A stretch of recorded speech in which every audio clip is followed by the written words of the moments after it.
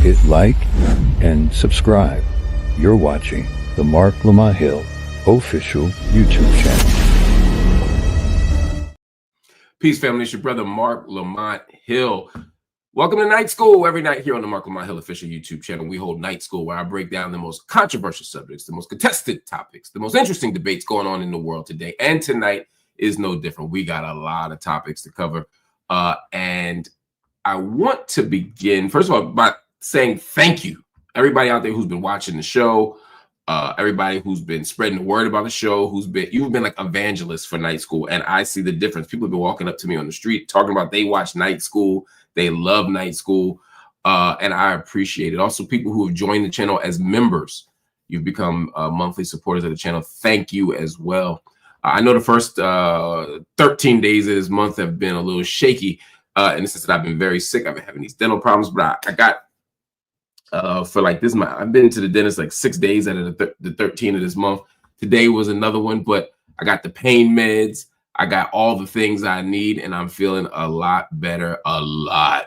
So thank you all for shouting me out and for sending love and for giving advice on how to do it. And I kept all my teeth in my head, and they have not extracted anything. I'm not going to have missing side teeth, despite what some of you predicted. That is not going to be a thing. And if it is a thing, I'm going to fix it real fast. We got a great show tonight. We're going to talk about so many things. We're going to talk about the fires in California and the people out there who are blaming it on DEI initiatives. What a bizarre thing to do, but we'll talk about why they're doing it. DJ Khaled, the world's most famous, top 5 most famous Palestinians. The Hadid's got his ass mopped, but remains silent on Palestine, but tweets about those fires. Interesting choice. We'll talk about what that means. The files have been released. A federal report has been issued on the Tulsa Race Massacre. Some interesting insights. We'll talk about all of that. And we got a couple other treats for you. I'm not alone. I brought squad with me tonight. We got Jameer Pond, and we have Dr. Treva B, Lindsey here. They'll be here to join me in just a second to talk about all of these issues, including some LeBron, Drake, a little bit of interesting stuff with Lord Jamar, and Dave the scientist. Is that his name? Dave the Professor Dave, excuse me. But before we get to all of that, we start in Gaza. We always start in Gaza. We always start in Gaza, but we always go to Gaza. As you know, Israel's genocidal war on Gaza continues. And I just want to give you a couple quick updates. Israeli attacks have killed at least 45 Palestinians in the Gaza Strip today. On Monday, 45 Palestinians in the Gaza Strip killed. That's according to medical sources who told Al Jazeera. Also, there are many concentrated attacks inside of Gaza City and also northern parts of the enclave. The United States has indicated that a ceasefire deal is, quote, on the brink of success, while Hamas said talks are progressing well, according to a statement issued after a meeting with Qatar's emir. Let me just tell you a couple things with that. One, on the brink, maybe. We've heard on the brink many times. 6 months ago, we heard on the brink. We heard on the brink a bunch of times, and usually on the brink, it just means that we are one step away from Netanyahu or some other Israeli right hardliner stepping in and saying, never mind, we're going to withdraw, we're going to renege, and we're going to keep this thing going, because Netanyahu's power comes from being a wartime prime minister. Once he's not a wartime prime minister, he's just a criminal. And once he's a criminal and there's no war, he will not be in the prime minister seat long. So he has an investment in keeping this thing going as long as possible. So we'll see what the deal looks like, and we'll see if it happens. Lebanon Civil Defense said its teams retrieved the bodies of 10 victims of Israeli raids in southern Lebanon after Israeli attacks. It said were violations of a ceasefire that was reached on November 27th. Also, the Hin Rajab Foundation has called on Italy to immediately arrest Israeli Major General Ghassan Alian, who heads the coordination of government activities in the territories, also known as COGAT, and who is currently in Rome. Again, it'll be interesting to see if these arrests actually happen. And of course, Hossam Abu Safia, the director of the Kamel Adwan Hospital, who was detained by Israeli forces during the raid on a facility in Beit Lahia last month, is being held in Ofra prison. If you don't know Ofra, it is a notorious Israeli military prison in the West Bank. It's important to remember also that while Gaza is under military assault, there's a full-fledged genocide going on. The West Bank has not gotten off unscathed. We've seen settler raids, we've seen bombings, we've seen all kinds of security coordination between the Palestinian Authority and the Israeli authority, so the Israeli military. So let's be very clear. And the final piece of this, before I bring in my guest, is what I told y'all 6 months ago. I tried to told you.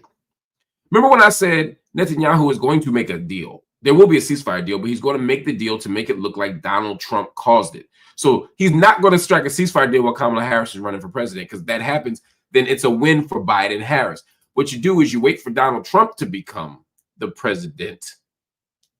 And the moment he gets inaugurated, you strike the same ceasefire deal that was on the table 6 months ago, 8 months ago, 9 months ago. And now he looks like he is the Don Dada of the Middle East, to use the technical term.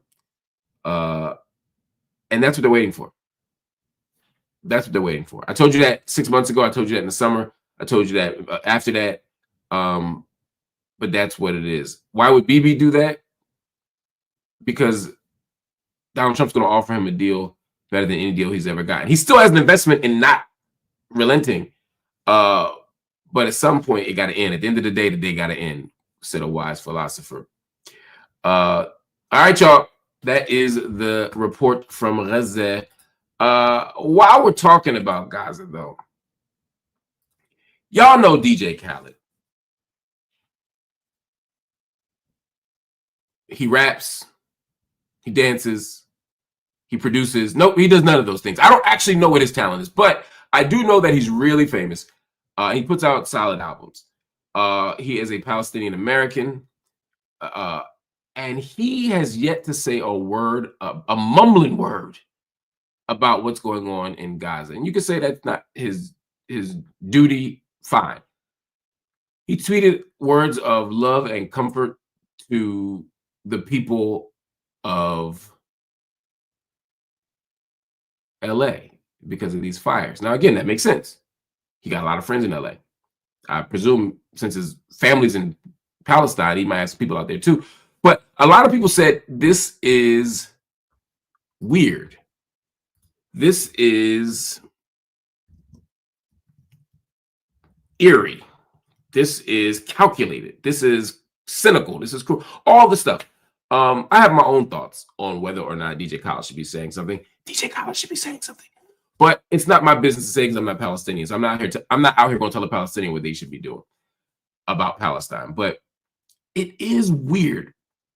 And I just wonder, is DJ Khaled so political inside of music that he can't be political in the actual world of politics? Anyway, here to help me think through that stuff are two friends of the show.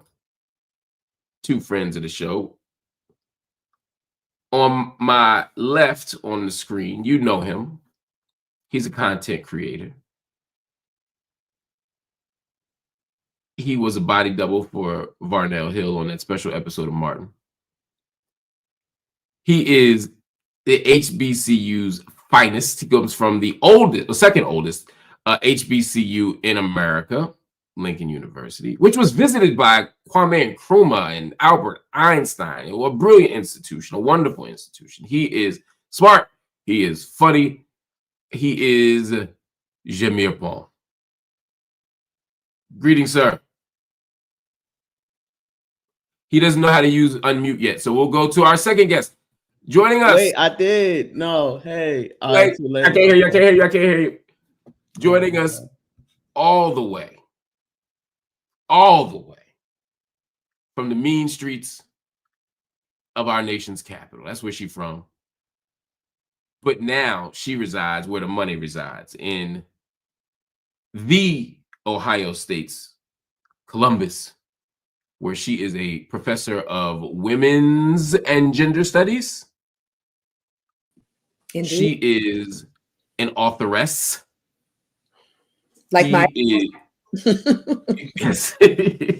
She is an authoress. She is a what else you do? I had your book right here too. Somebody moved it. She is an authoress. She is a scholar. She is a writer. She is a creative. She is a cultural critic. And well, I'll tell you that in a second. Anyway, she is the Dr. Treva B. Lindsey. Show your love, ladies and gentlemen. Aw, how you all doing? So you two are like a hit, man. People be like, yo, I want them back. You know, we couldn't get it together for yesterday, and it was like I was just gonna go live with one of y'all, and then it was like, no, I want them both. I want them both. If I can't have them both, I don't want them. So package deal. My sense though was they were okay without me there, but they definitely wanted both of you. Respect. But we're here tonight, so that is great. So DJ Khaled, like I'm struggling with this, right? Like it would be weird to me if a white person was like, "Why that black dude ain't say nothing about all that black shit happening over there?" So I'm always uneasy. Mm-hmm. Like I try to stay in my lane, and I don't care how cool I am with Palestinians. I ain't Palestinian, right? So I never want to be that guy. Yeah. So what I try to do is just retweet Palestinians and talk shit about them, right? Like y'all, that's y'all business, right? That's y'all business. And I understand why he would send his love to LA. People in LA deserve love. I think what I struggle with is whenever I look at DJ Khaled's choices, they never look sincere. It always looks like an industry release. It always looks like a campaign. Nothing ever seems like I don't know if there's a real person inside of him. At least not since them Diddy parties. Oh wow! I didn't know you was gonna go there. Just out the gate. Out the gate. Okay. What are you sipping already? This is sake. Nope. Okay. You know, this is always challenging to me because, like you, I want to follow the lead of our Palestinian sibs here. And mostly I just retweet their shade or re-engage what they're saying and listening to what they're saying. But I haven't taken this man seriously for a number of reasons. But it is really sad for me. And I'll just say that is what I feel I have space to be with regards to this. As someone whose parents, I believe one of his parents is from Ramallah, like you have to have family there. Like even just concern for your loved ones and the loved ones of people within your community, it just seems odd to me. I have no idea what might be happening behind the scenes, but with someone like Muhammad Khaled, that it would seem as though that was a little shade too. You might be more public about this, and you might want to use your platform as you said, one of the most known Palestinian people. But I think it's like he's running far away because there's a curation of who this man is, right? Like everything about him, as you said, feels very industry. It's very like suddenly he's with this group and this person is here, he's on this yacht, he's on this thing. And he's just everywhere with a talent that I'm told that he has that in these rooms, right? That doesn't mean there are good projects that come from there. There absolutely are many projects that I did was a monster.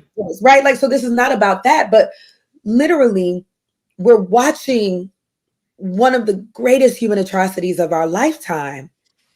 And someone who preaches about love in their music and we're one and we're winning, who has a direct connection to this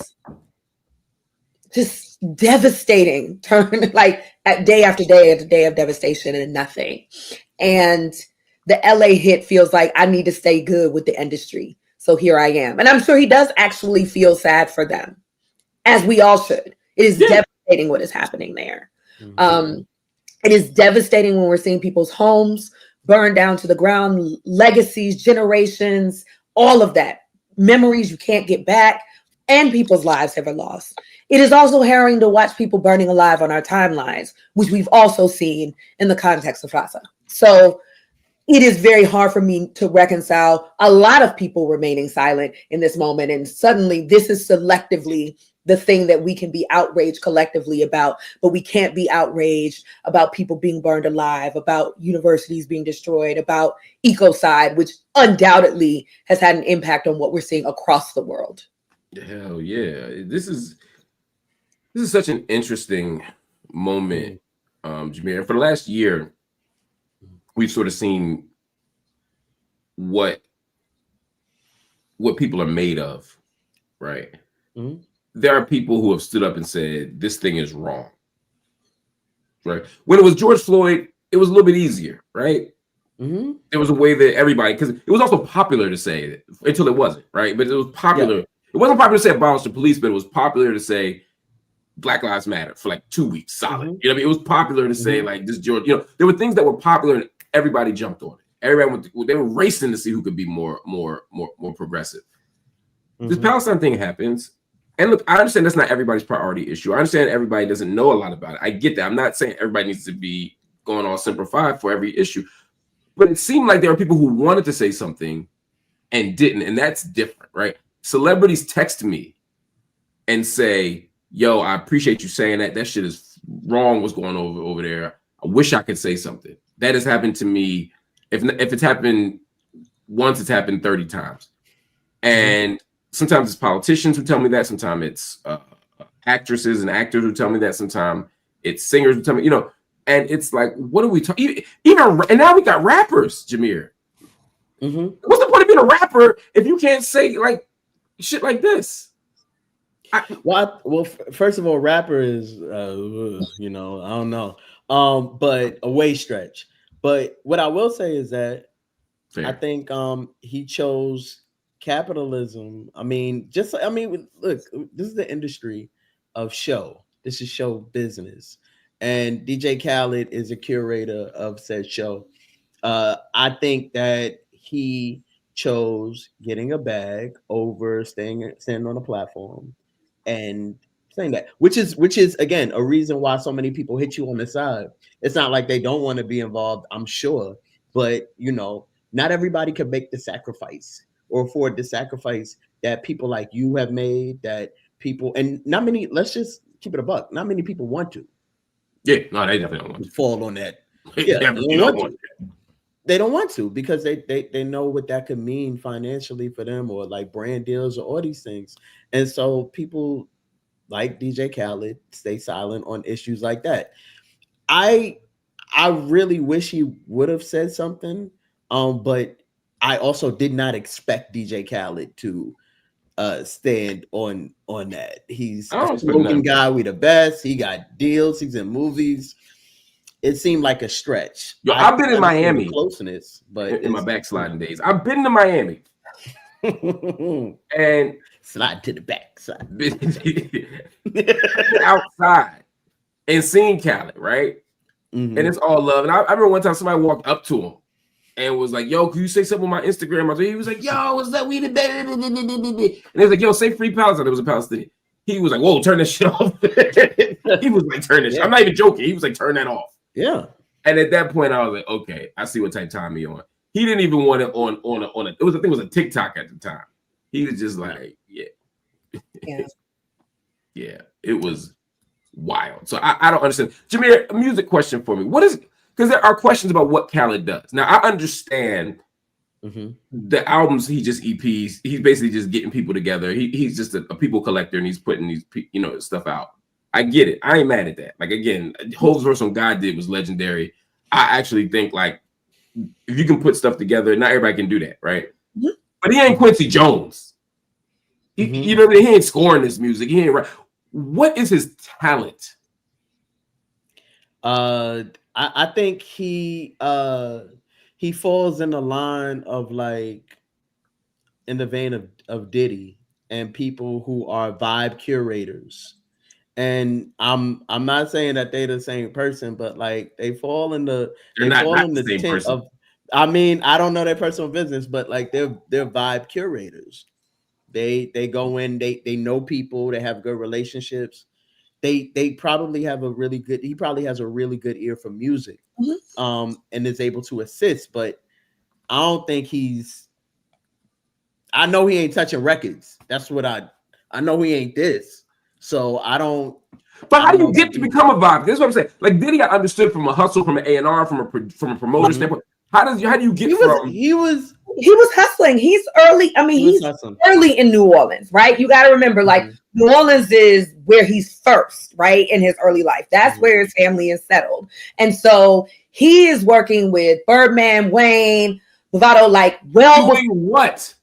No, their breakthrough, like working with them on sound. An actual DJ though, and he was a. That's what I'm trying to get at. So he's a DJ. He is because I know he started off as a DJ, but was he a talented? Like DJ Vlad was a DJ, and if what I heard, he was actually a good DJ, right?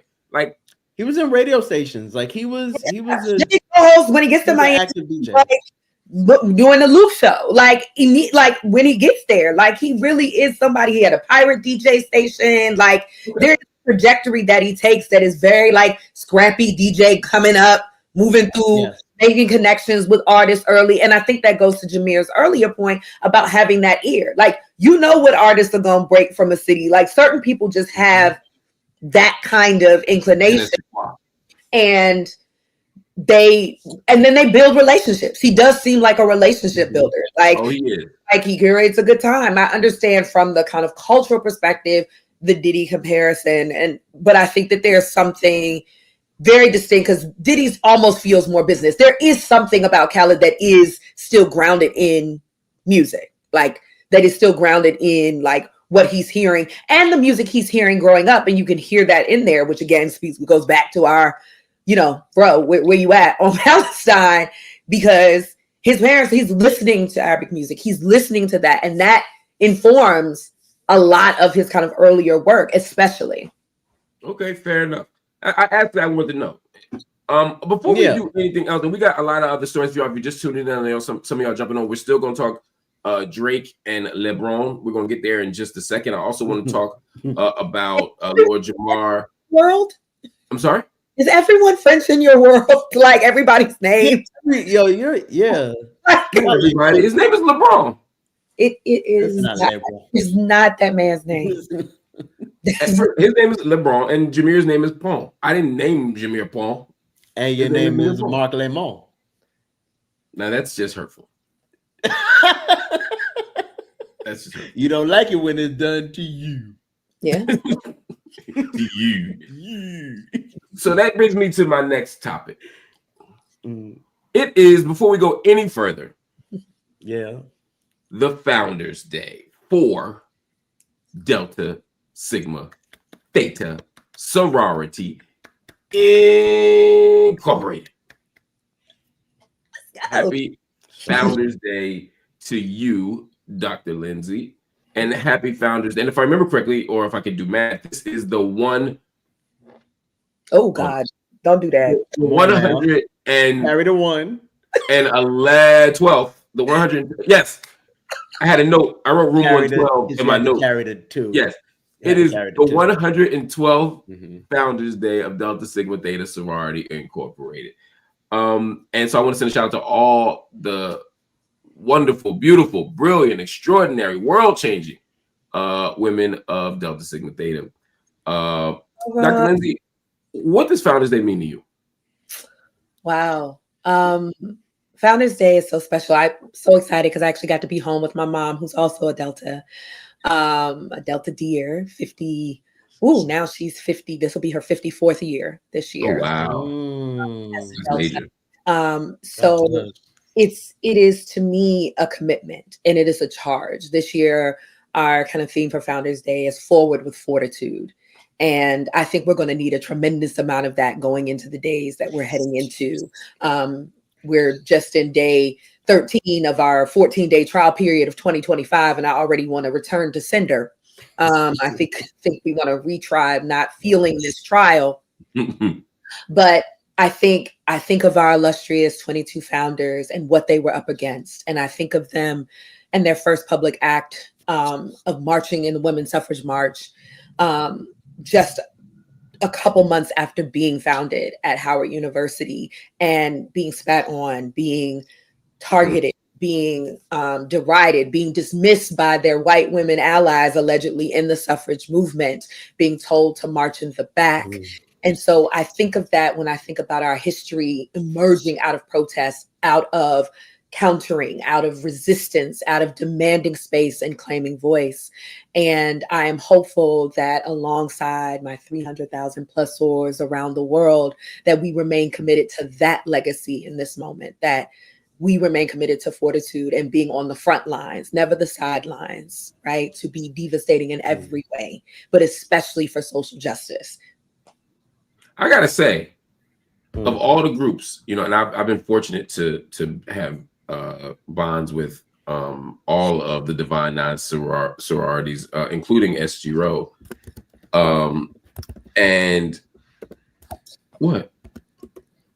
I said including SG Row. You didn't even include it if you said all. Because that wasn't even necessary. Like, yo, that's Sigma Gamma Rho Sorority Incorporated. Jeez. Look, some of my favorite people are SG Row. Nah, that's crazy. My niece wanted to pledge SG Row one time. And I was like, all right. How do we get here? I encouraged it. Good. Nah, they didn't deserve no shots for nothing. They didn't. They had else on the campus. Continue.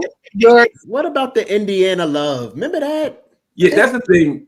That's fake news. All right, so your point. Where was I going with this? Oh, but of all, I gotta say, in general, the women I know who are the most activist oriented, in general, there are exceptions, but they're the women who are most activist oriented, the ones who are most committed to social justice, they tend to be deltas. And I think since this is night school, you know, I think a lot of people don't know that you all are, the relationship between you all and AKA and what it means to be born out of protest. Could you just say like a quick thing or two? Yeah, I mean, I think out of protest, just for quick here, and want to shout out all my sisters here, and even in telling this history. But you know, in 1913, when this big split happens between our organizations, so our founders were members of Alpha Kappa Alpha Sorority, wanted to take the organization in another direction, and for us, right, wanting to build in particular ways, wanting to change our name, wanting to change some key things about our organization, but particularly how we were going to be as a public-facing organization and a public service organization that really moved beyond the campus. And there were members who decided to stay. Nellie Quander, who was a member of Alpha Kappa Alpha Sorority at the time, like comes in an alumni, and you know, and the split is facilitated, which leads to the founding of Delta Sigma Theta Sorority Incorporated, and of course remaining intact Alpha Kappa Alpha Sorority Incorporated.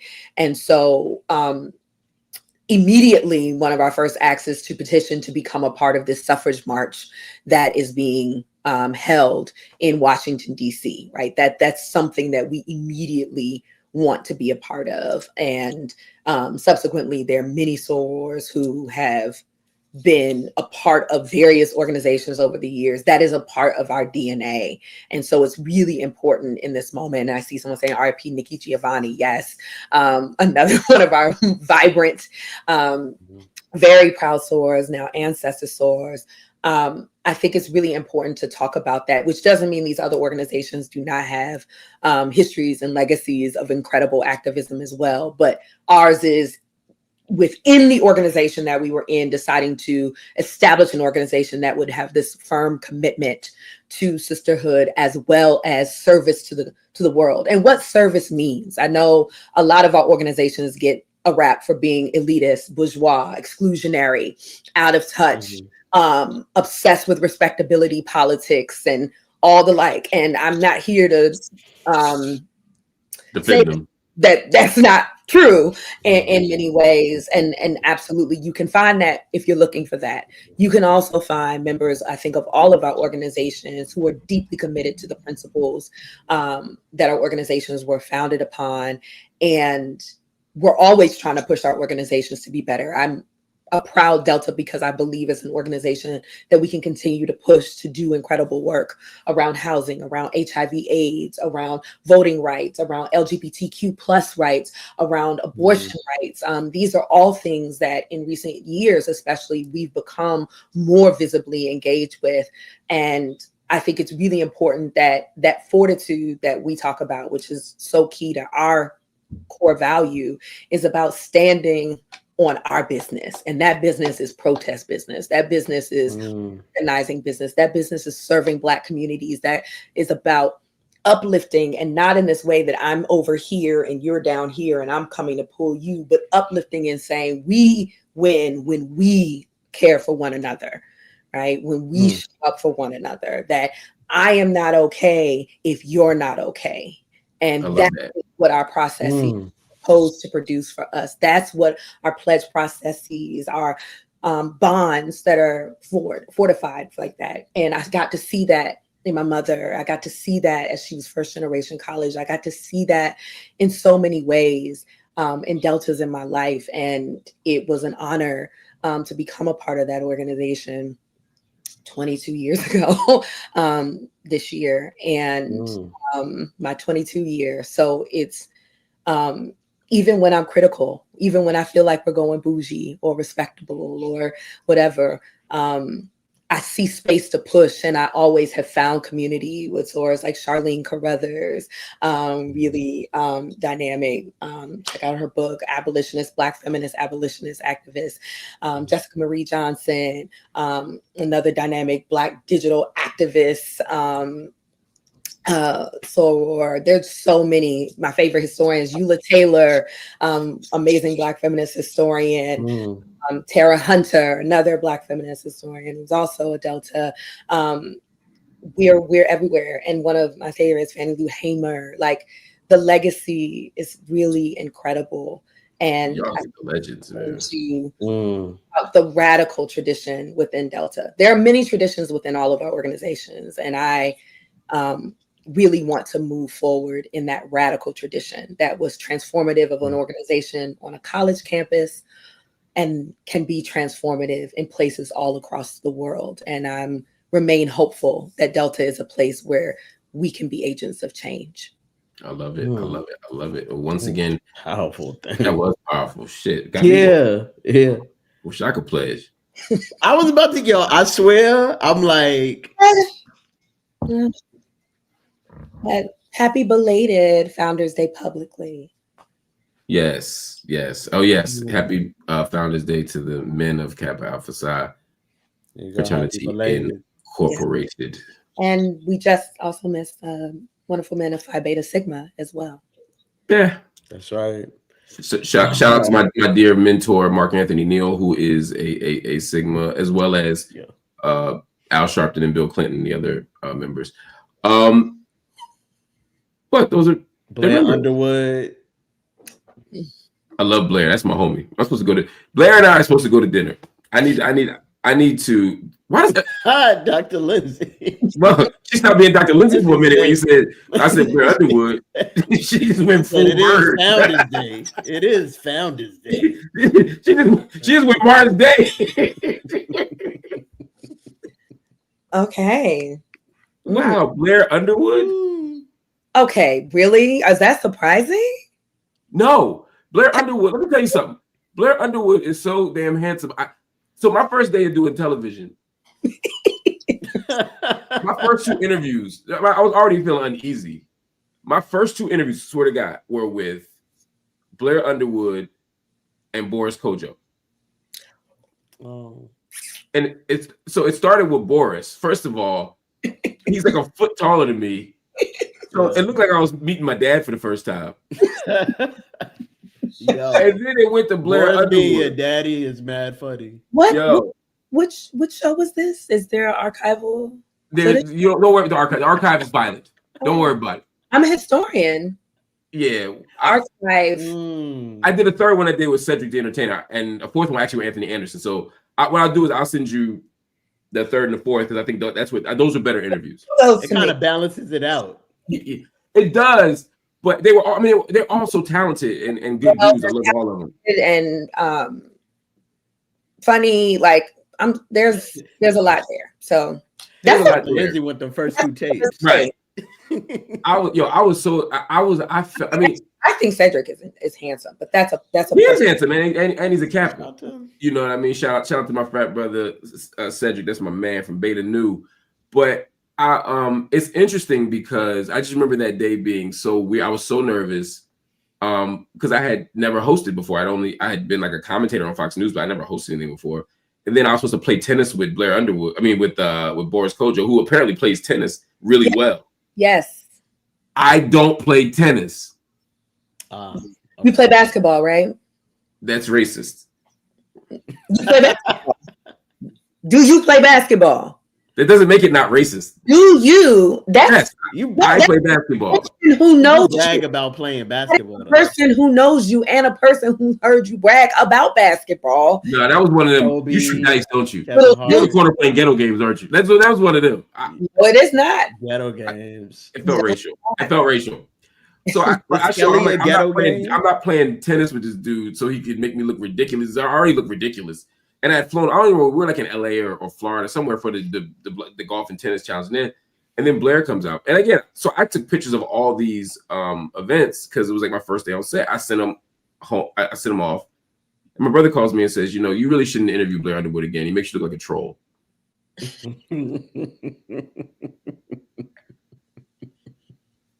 That's very cruel. Oh. That's what being the youngest does to you.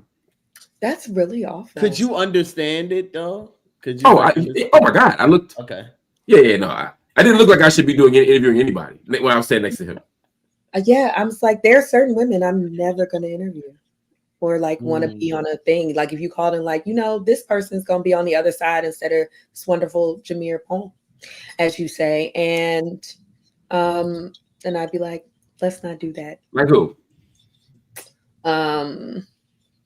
Don't put me out here with Rihanna. Don't do that. Yeah, no. Rihanna's a tough cover for sure for everybody. That's why I do that. I'd be just in here like, what do you say? We can be single together, girl. Naomi Campbell, the face card has never declined, not once in life. That's a beautiful woman right now. She's just striking in a particular way. It's just striking. Like she's striking to me. I mean, there are a lot of other people. It's not actually a lot. I had beautiful smile and wonderful teeth and something else. And I remember she was very nice to me. It changed my life. Yeah, I could see that, and she has a very cool voice. And you know, like it's a whole thing. That goes with just like people who are striking, but they have a certain thing like that's just undeniable. So wait, you said Naomi Campbell. No, not Naomi. Naomi come in and tell me that. I'm sorry, she did not tell me that. What's the name? Told me that. Forehead. Tyra Banks. Okay. Tyra Banks. Okay. Yeah, I think forehead. But I think she's gorgeous. That's not because of like not. No, I get it. It's different though. Yeah, she's beautiful in person. She's beautiful. Like Tyra is beautiful. That's not a knock. And she gave me all the confidence of me and my 5-head nation self. So I'm, you know, but there's a thing that's like a sexiness that's different. Tyra to me is beautiful. Naomi is one of the few supermodels that I find sexy. Like there's a thing about her. Right, she is striking. She is like Rihanna is sexy. Some eyes. She got eyes, and like got them eyes. She got eyes. It's eyes. She got eyes. It's just something else. Like, I mean, someone just said Rihanna tops Beyonce. I was like, maybe in more ways than one. Let us all hope and fantasize. But got you. Where we at? This is night school? This how we giving it up at night school? Barely. Night school after dark. Night school. Night school, not being after dark. Oh, right. After dark. Come on now. I guess it's all. Yeah, I guess that's what night means.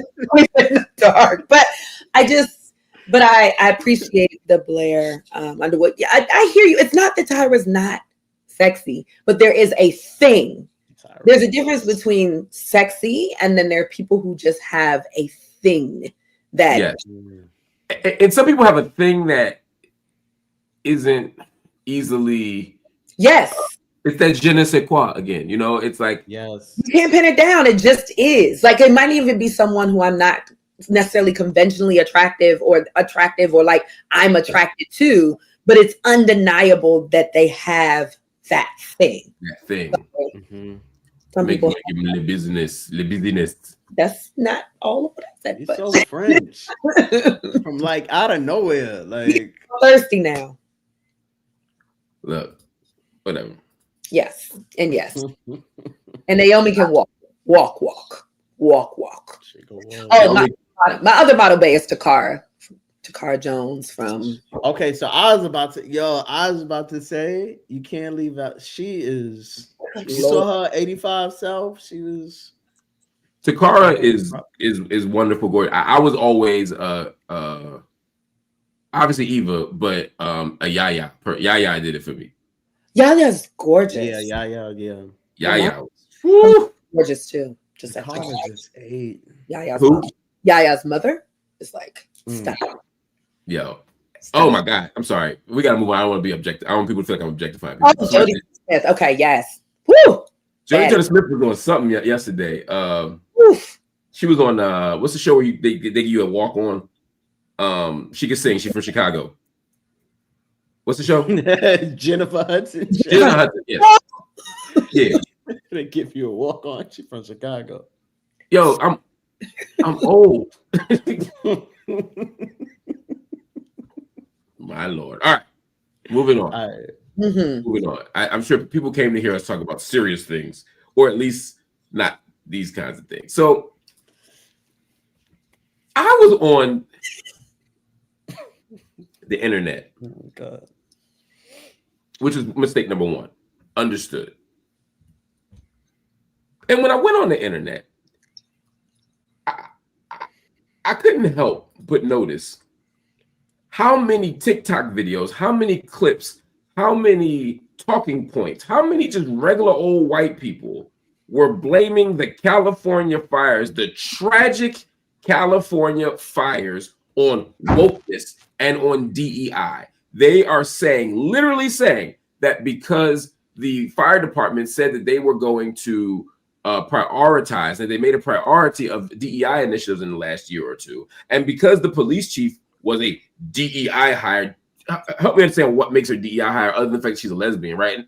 That is to say, she was in the department for decades. She was qualified. Anyway, they're looking around. I'm hearing all this stuff about DEI hires and that the department's commitment to DEI is the reason why they are why things were burning down. I actually appeared on Piers Morgan earlier today, where Piers, by the way, called Mayor Bass, is it? Karen Bass. Mm-hmm. Karen Bass, a DEI hire. Yes, the democratically elected. Look, I don't even think she's a good mayor, but a DEI hire, she was voted. That just don't even make sense. But look at this. Look at this foolishness. Let me close my mouth. So again, when you talk about DEI, it's not about getting unqualified Black and brown and women in a room of qualified white men. It's about saying there's 10 qualified people in this room. The first 6 we've hired have been white men. Maybe so again, when you have been white men, maybe the next 4 shouldn't be, when demographically there's enough Black people here or enough women or whomever. Yeah, but hang on, that's exactly the point, which is when it comes to firefighting, actually, no, sorry, I just want the best people for the job. Sorry, I do. If I'm a homeowner in LA, I don't care what color they are, what sexuality they are, what gender they are. May I ask you a question about that, Piers? Hang on, Mark. I don't care about any of it. I just care, are they the best available people to save me from a fire? End.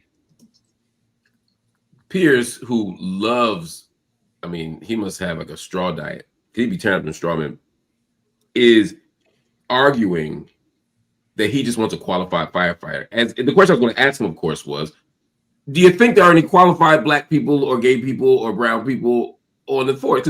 Because what people don't know, it just for the audience's benefit, is that the reason why the LA Fire Department said that DEI was a priority wasn't because they thought hiring, you know, a diverse array of firefighters was just independent in and of itself, although they should. It was because the department had come under attack and criticism because of multiple sexual harassment cases, multiple discrimination cases, multiple racist hiring practices, accusations. And so the department said, hey, we're going to do better. The law doesn't say you can hire people because they're black. What the law does say since 1964, Civil Rights Act, is that if there is evidence that racist hiring practices are happening, you have a right, no, a duty to take action, affirmative action, to make sure that that institution no longer does that. That is the root of this. It's a corrective. And so that's why the department was doing that. But they don't want to hear all that shit. All they know is there's a woman, a lesbian, as a department chief. Must be something wrong. They must be cooking the books. They're trying to hire black firefighters. What the hell? And so the right has made this their priority focus. Not climate change, not fossil fuels, not corporate greed, not even just regular old mismanagement. But they're trying to say that it's les blacks. It's got to be French. Every time. Look, Jameer, giving really weird colonial relationship here, bro. Like, I need you to let it go. Let it go. It's just how I talk. It's not. It's not.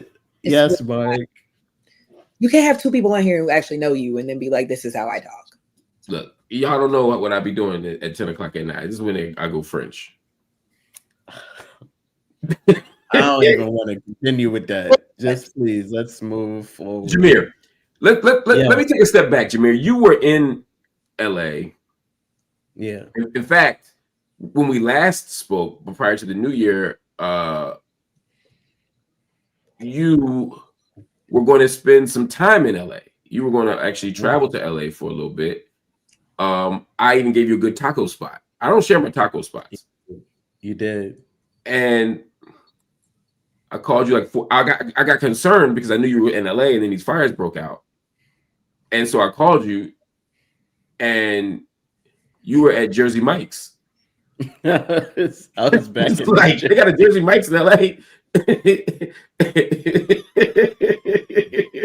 I was back in Jersey. I was not at Jersey Mike's. Jameer is the blackest of the black. He was like, fire. Get the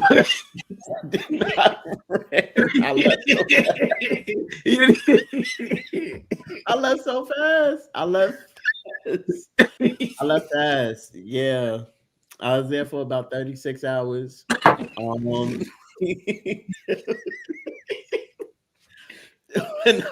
When I woke up on Wednesday morning, I saw the trees moving like that, and I saw some smoke.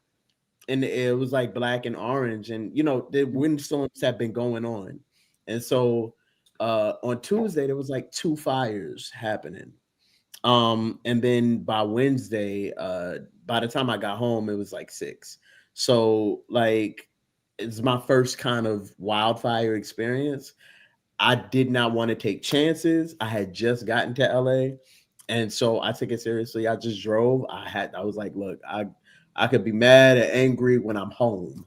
Let me just get home. I don't know what's going on. And as we see, it turned out to be, I think they said the second worst, the most damaging wildfire in the history of California. My heart goes out for those people, because it's so many. Like I got a doc I want to share with I'll share with y'all off, but it's a doc just full of black families who are displaced, from all over Los Angeles. I have that one. Yeah. And it's I think about not only the fire and those who were impacted, but the smoke and what that's gonna do in terms of echo pollution and the shortage of water. It's just so.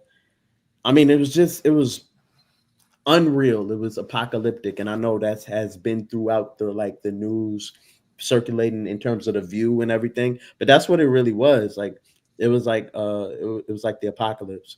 And it's so interesting. We were discussing it. Speaking of DEI, you see these inmates from all over California who were firefighters who are combating the fires all over the place.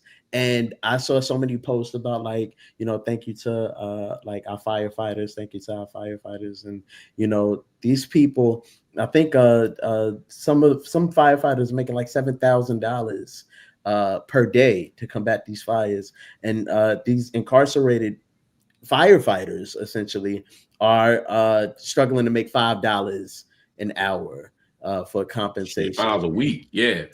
Yeah. And we've seen it for a long time. I mean, when around the time of Hurricane Katrina, there were fires in California simultaneously, and so it was a kind of interesting juxtaposition because those fires they figured out a solution to, and it was to get incarcerated people out. And at the time, those incarcerated people who were putting out those fires could not become firefighters after they got out of prison. So they were training people in prison to put out rich white people's fires, literally. Mm-hmm. And then when you get out, you can't get a job because you have a felony record conviction. They've tried to work through that in some states, but fundamentally this is a problem. Yeah, but they don't see any of that, Dr. Lindsey. They just see DEI. Jazz LP Dallas' finest said, "White racists blame everything on black people. They blamed black people for wanting to be free, to the point that they had a whole civil war about it." I mean, there's a way that this just becomes more like black people who did this. Again, not the environment, not the dry air, not the wind, none of niggas. Yeah, I mean DEI stand-in for nigger. I think it works in the same way, in a way that both does too. And yes, there is misogyny in there. There's homophobia. There's transphobia. There's ableism. There's all of that. But at that core is anti-blackness, pure and simple. Right.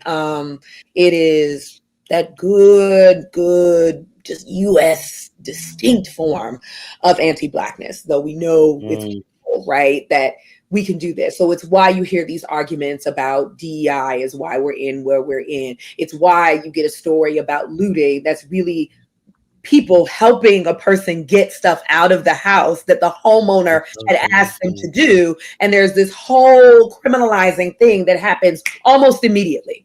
We have fires that are at 3% control, 6% control, but yet and still the surveillance state is going into hyperdrive to prevent a non-crime from happening, right? In the middle of this catastrophe that we're not talking about Altadena in the way that we've talked about when there's Malibu fires or the Pacific Palisades. Yeah.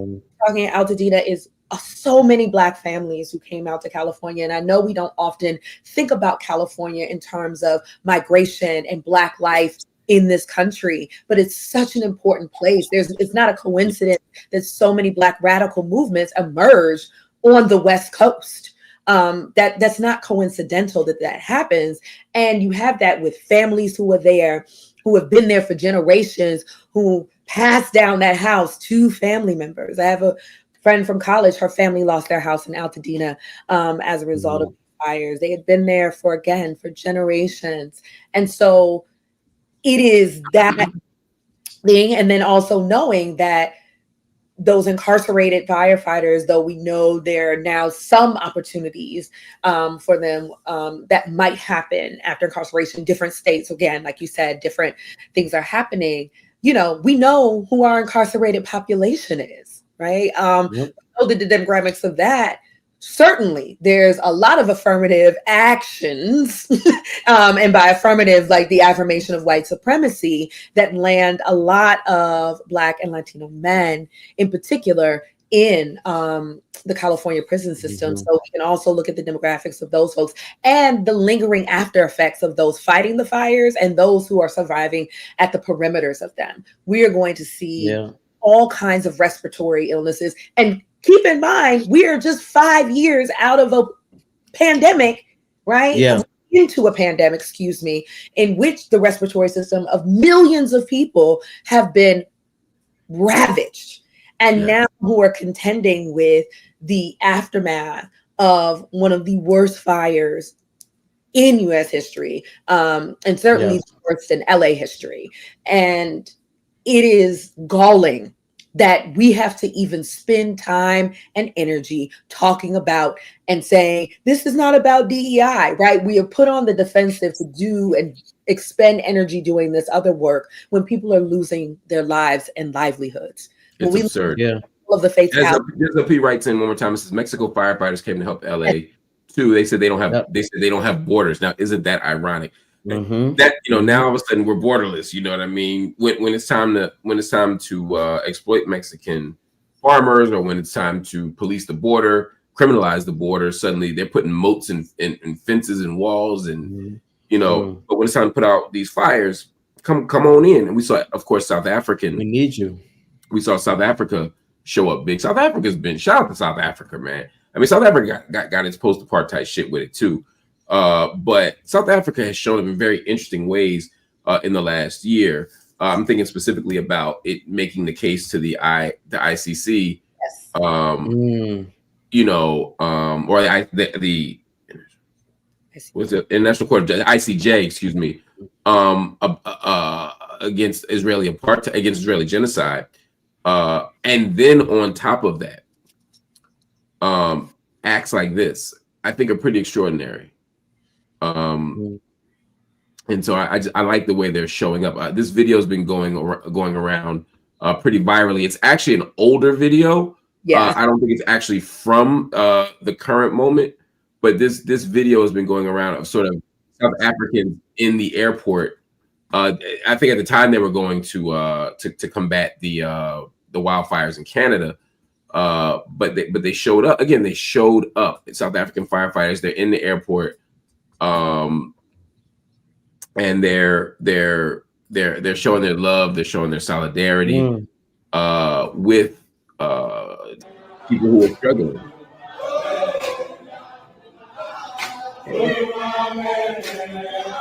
I love this shit. Now I gotta say.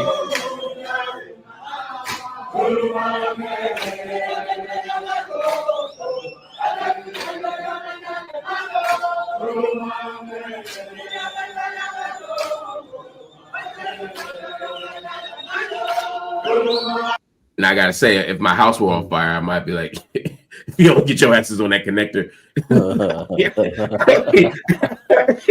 That's nice. I'm just saying, if my house is on fire, man, that shit might not be. You know what I mean? I don't need that ooh la la, ooh la la, ooh la la, him. I need y'all to get on that connector and stop doing the boot dance. That's what I'm saying. Stop. Yo. That's not what happened. You said the what? He said it didn't stop him doing the boot dance. Stop.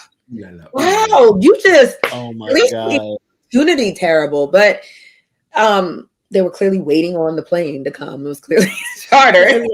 Chose to do. Y'all don't stop with the UL. Actually, I started with yes, this was an old video from Canada. I said that. I literally said that this was from an old video, Canada. Yes, I said that. I literally said that. Yo, it was footage. Relax, everybody. Just got in my thing. Is that good? Yeah. Well, it's very beautiful. I mean, I think, there's a shared humanity that, it'll be a very scary day for a lot of folks when Black people stop being better people. That's real. Yeah. That's real. When we invest in humanity in the way that white supremacy has invested in it. I think that's going to be a cool day. And it's a day where, you see images like that, and it's heartwarming. It's heartwarming to see people, in spite of all the havoc we have wreaked across the world, wanting to be here for us, because they know not all of us are like the institutions, the systems, and the state, and yet the constant extending of compassion and empathy and care and love, and extending that hand. Lord, what this world would be when Black folks stop doing that, when Indigenous folks stop doing that. I tell you, when we stop doing that, this all falls apart. And I don't know. I mean, we've seen this in response to the election. People like, I'm gonna sit the next whatever years out, I'm going to do this. I'm going to, you know, people feeling like it takes so much to show up for people who not only won't show up for you, who literally blame you for the thing that's happening that you were asked to show up for. Like it's the worst part. Conundrum. Yeah.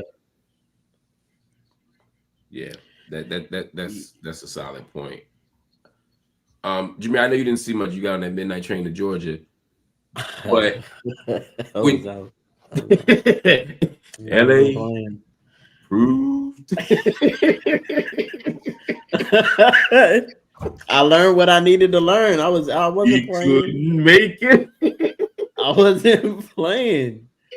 Not because, like, you gotta understand, like, for a New Yorker to start seeing like fires popping up. Like, I'm watching fires pop up. For anybody, there's no place where that shit is normal. It wasn't for New Yorkers. Like people in Wichita, oh, that's the shit. Like, no, I'm not saying but I'm not saying that. I'm saying, but there were people outside jogging, walking their dogs, going to school. I'm like, oh, y'all, like, clearly this is not a serious thing at this point. For me, though, I ain't never seen that shit. I was out. And that's thank God. That's thank God. Oh my God.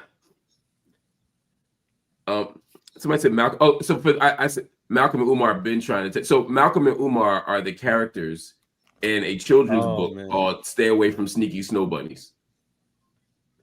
In case y'all were wondering, because I know people were like, "Who are Malcolm and Umar?" Yes, Malcolm and Umar are the young youth protagonists in a children's story about staying away from sneaky snow bunnies. I happen to read it. Have y'all read it? Have you read it on here? I haven't read it on here. You know, I should go on. My son is asleep, so.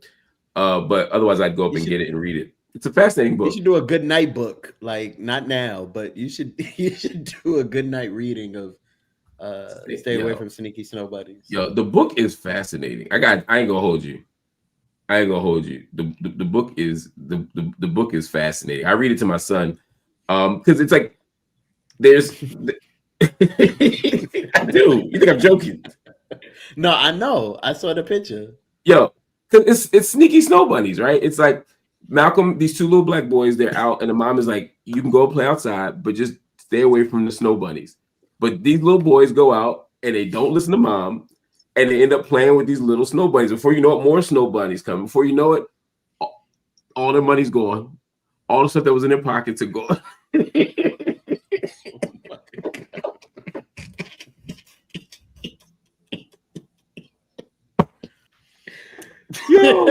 Yo. Wild. All right, we got to move on. Stay away from sneaky snow bunnies. Yo, I mean, look, worse advice has been given.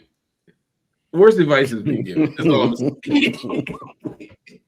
But where are we? We got one more thing. Two things we want to talk about. One is serious, and one is less serious. Actually, there's three things we want to talk about. Can we talk a little bit about Lord Jamar for a second? If you don't know Lord Jamar, That's such a funny statement. It's okay. Lord Jamar is a legendary rapper. Shout out to Lord Jamar. Brand Nubian, if you didn't know. I've debated Jamar before. I know Lord Jamar. I like Lord Jamar. Sincerely. Lord Jamar is good people in my interactions with him.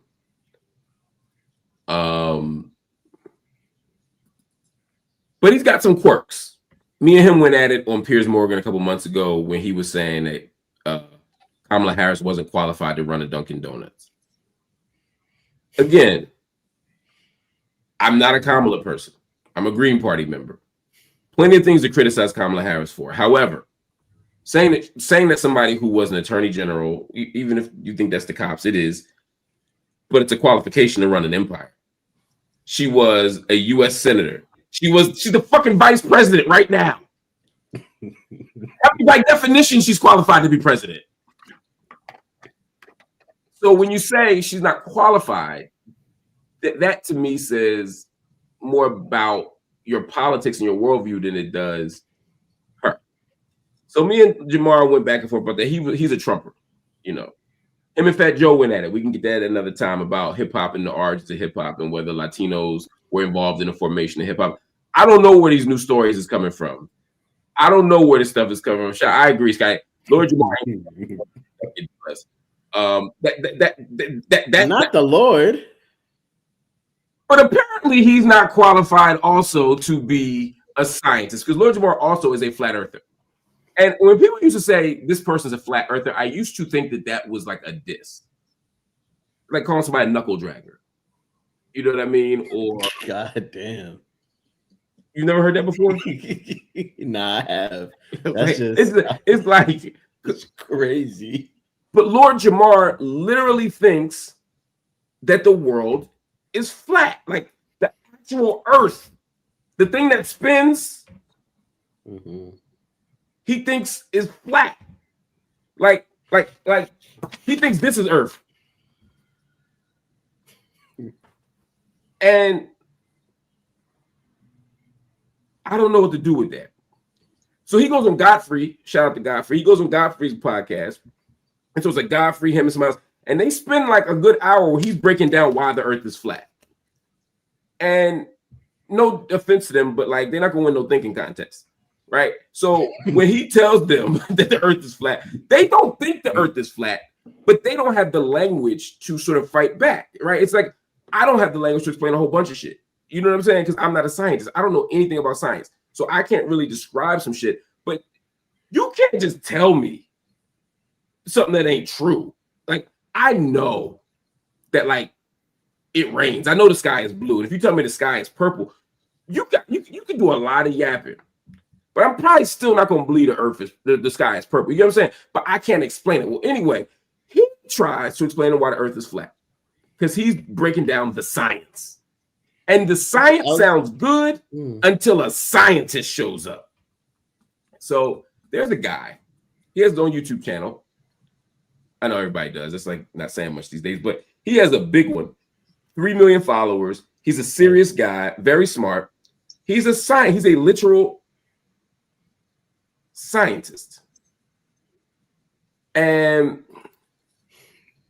he pops up on the show and explains to Lord Jamar that the earth is not flat. I'm gonna just show a couple clips. You can pick, and I want y'all to watch this, right? Because I'm not gonna give you no time code. Pick anywhere you want. Just click anywhere in this video, and you're gonna see a dog walking. And again, no disrespect to Lord Jamar, but Lord Jamar is not a scientist. This guy is, and you see the difference. Okay, who's gonna go first? Tell us, Dave, why you are against what he believes. How about that? Yeah, flat Earth is the dumbest hoax in human history. Jamar just watched some videos by Eric Dubé, who just spews a bunch of bullshit, memorized what he says, and repeats it and pretends to be intelligent. Instead, everything you say is so insanely stupid and can be disproven with like middle school level physics. Really? So yeah, we can go ahead and you can rattle off. Do you have a working model of a ball that has water sticking to the outside of it? Can you show me a working model of that? A tennis ball. But, yes, wet. And that, but no. That's not water sticking to a ball. That's saturation of water on the ball. So I want. You think you're cooking now? Water sticks outside of a ball as it spins. It doesn't go to the equator of the ball and spin off. I heard what you said. Show me a working model. Hang on. You said something very Show me a working model. Okay. The reason that things stick to the earth is because the earth is extremely massive, so it generates a very large gravitational field. When water falls off of a ball, whatever ball you're talking about, to the earth, it's because of the large gravitational field exerted by the earth. So when you're talking about water sticking to a ball, your desired demonstration of gravity fails because gravity exists. Things fall to the ground. There is density and buoyancy, sir. Gravity is not some magical thing that makes things drop to the ground. It depends the medium that it is in. If I drop something in this water, depending on how heavy it is, it's going to sink or float. Wait, I want you all to talk.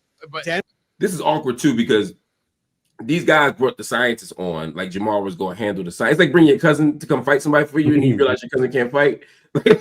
Like as soon as you get to fight, he starts doing this. And you're like, oh, wait a minute, we're about to get our asses beat. And they're looking like, oh, wait a minute, this is uncomfortable. But Jamar doesn't quite know, because I think little Jamar generally believes he's right. I don't think he's faking. I just don't think Jamar is right. But there's a moment where the scientists start sprinkling some extra science on it. And that's where, and it's not like heavy science. It's like middle school shit. You know what I'm saying? And it gets a little. I want to hear. First of all, this guy came out real disrespectful, talk about the stupidest shit. Like if he was in this room, I'd be smacking the shit out of him right now. First of all, you get to an intellectual debate, and within 12 seconds, somebody's saying they're gonna smack the shit out of you. You're probably losing that debate. I've never won a debate and wanted to smack the shit out of somebody. No, I've never won a debate and publicly threatened to smack the shit out of somebody. Okay. It's all bullshit. Right, sir? You know that, right? What you say to the you know that, right? The entire body of scientific knowledge. Let me respond to the insanely stupid thing you said. I want you to respond to my. Let him talk. Okay, we're going to talk about what pseudoscience. Okay, go ahead, Dave. Go ahead, Dave. Density is not a force. It requires a force to produce an acceleration. Things accelerate towards the Earth. Density is a scalar. It's not a force. It can't make things move. Buoyancy, there's a buoyant force, but it has gravity in the equation. Buoyancy only exists when gravity exists. Now he's pounding. Here's the problem with your density bullshit. You think that things fall down because the air is less dense. And he's Googling. The air is less dense above the object too. So why the fuck don't things fall up? Can things you do fall up, you fucking asshole. What Bubbles go up, you stupid fuck. Fucking evaporation goes up, you dickhead. Like, what the fuck are you talking about? That's like, not a. That's because there's wind. Because it's lighter than the fucking density it's in. How can a fly defy gravity? How can a fucking tadpole defy gravity? You fucking shithead. Tadpole defy gravity? What the? Yes. How does anything swim? I'm gonna show you 30 more seconds. If gravity is holding down oceans that are tons of fucking of fucking force. How does anything swim through the ocean? How do you fucking lift your legs off the fucking ground? Things can you fucking force. cockbag. Muscles. Birds have wings. I hope he's high. Right? You can exert They have force, wings. which allows you to accelerate. Right? Doesn't that make sense? If you jump or if you throw a ball, you're exerting force and you are counteracting gravity until that momentum runs out. You throw a ball, it goes up, and then it falls back down. Why do things fall down? Speaking of momentum, do things No. energy? Why do things fall down? Subject. Why don't things fall up? Why do things only fall down? Why do they? Why do things fall up? No. Why do things fall down only? Why don't they fall up? Which is what he said. Again, light things will rise. Only with wind, which is a force. No, it's not only with wind. Things don't float. Nothing floats. Why doesn't a ball fall up? The air because it is less dense. than the ball. Because it is dense. Because what's dense? The ball is is dense dense. than the ball? Is that what you're saying that now? don't even make sense. That's not even what the ball what is dense. The bodyguard dude, regular air, it will fall to the ground. If it was in say a gel, if it was in a gel, what is it? What's the ball gonna do? Okay, it's just gonna stop there, right? The gel in the air. It depends on the medium. Why does it fall up? What does falling up have to do with anything? I don't understand. He said there's no such thing as gravity. You said there's no such thing in gravity. And again, you can pick your spot. It doesn't have absence of matter next to pressurized air. Yes, which sticks to the earth because of gravity, which again you pretend doesn't exist. Which sticks to the earth, so it's spinning with the earth. I have the definition at 1,000 miles an hour. He doesn't believe in gravity. He doesn't believe in the earth. I have the definition. Really jump into all the favorite talking points. So the earth spins once per day, bro. That's what a fucking day is. Did you know that? Do you know what a day means? It's how long it takes the earth to spin around one time. He's like, so all of this 1,000 miles an hour bullshit just makes you sound like an idiot because it spins once a day. It spins at half the rate of the hour hand on a clock. Not so fast, is it? Well, pretty funny shit, huh? Yeah, really funny. Yeah. Any response? Yeah, you're full of shit. Am I full of shit about what a day is? Is a day 24 hours? What's a day, dude? Tell me what a day is. I got a question. Your mother. What are we living on then? If it's not flat, so some people say it's not. So people are upside down on the ball because of gravity. Upside down? Yeah. What's upside down? Why upside down? Because what does that the mean? ball has to have a top and a bottom, correct? Does it? Yeah. Why? Because it's a ball. So y'all say the North Pole and the South Pole, right? Where's the top of a ball? Take you a said it's at the North Pole. Take a featureless sphere. Where's the top?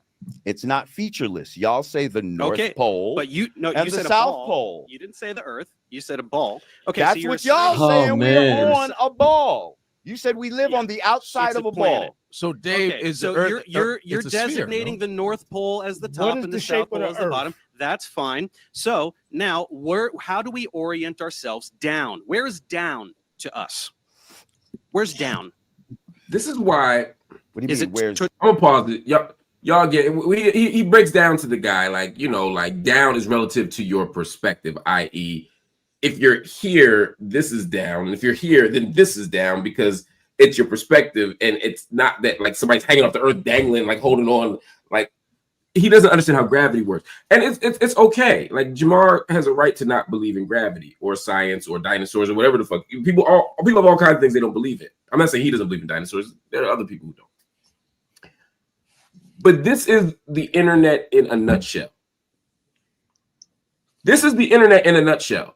You're in a room as an expert next to somebody who knows nothing about this topic.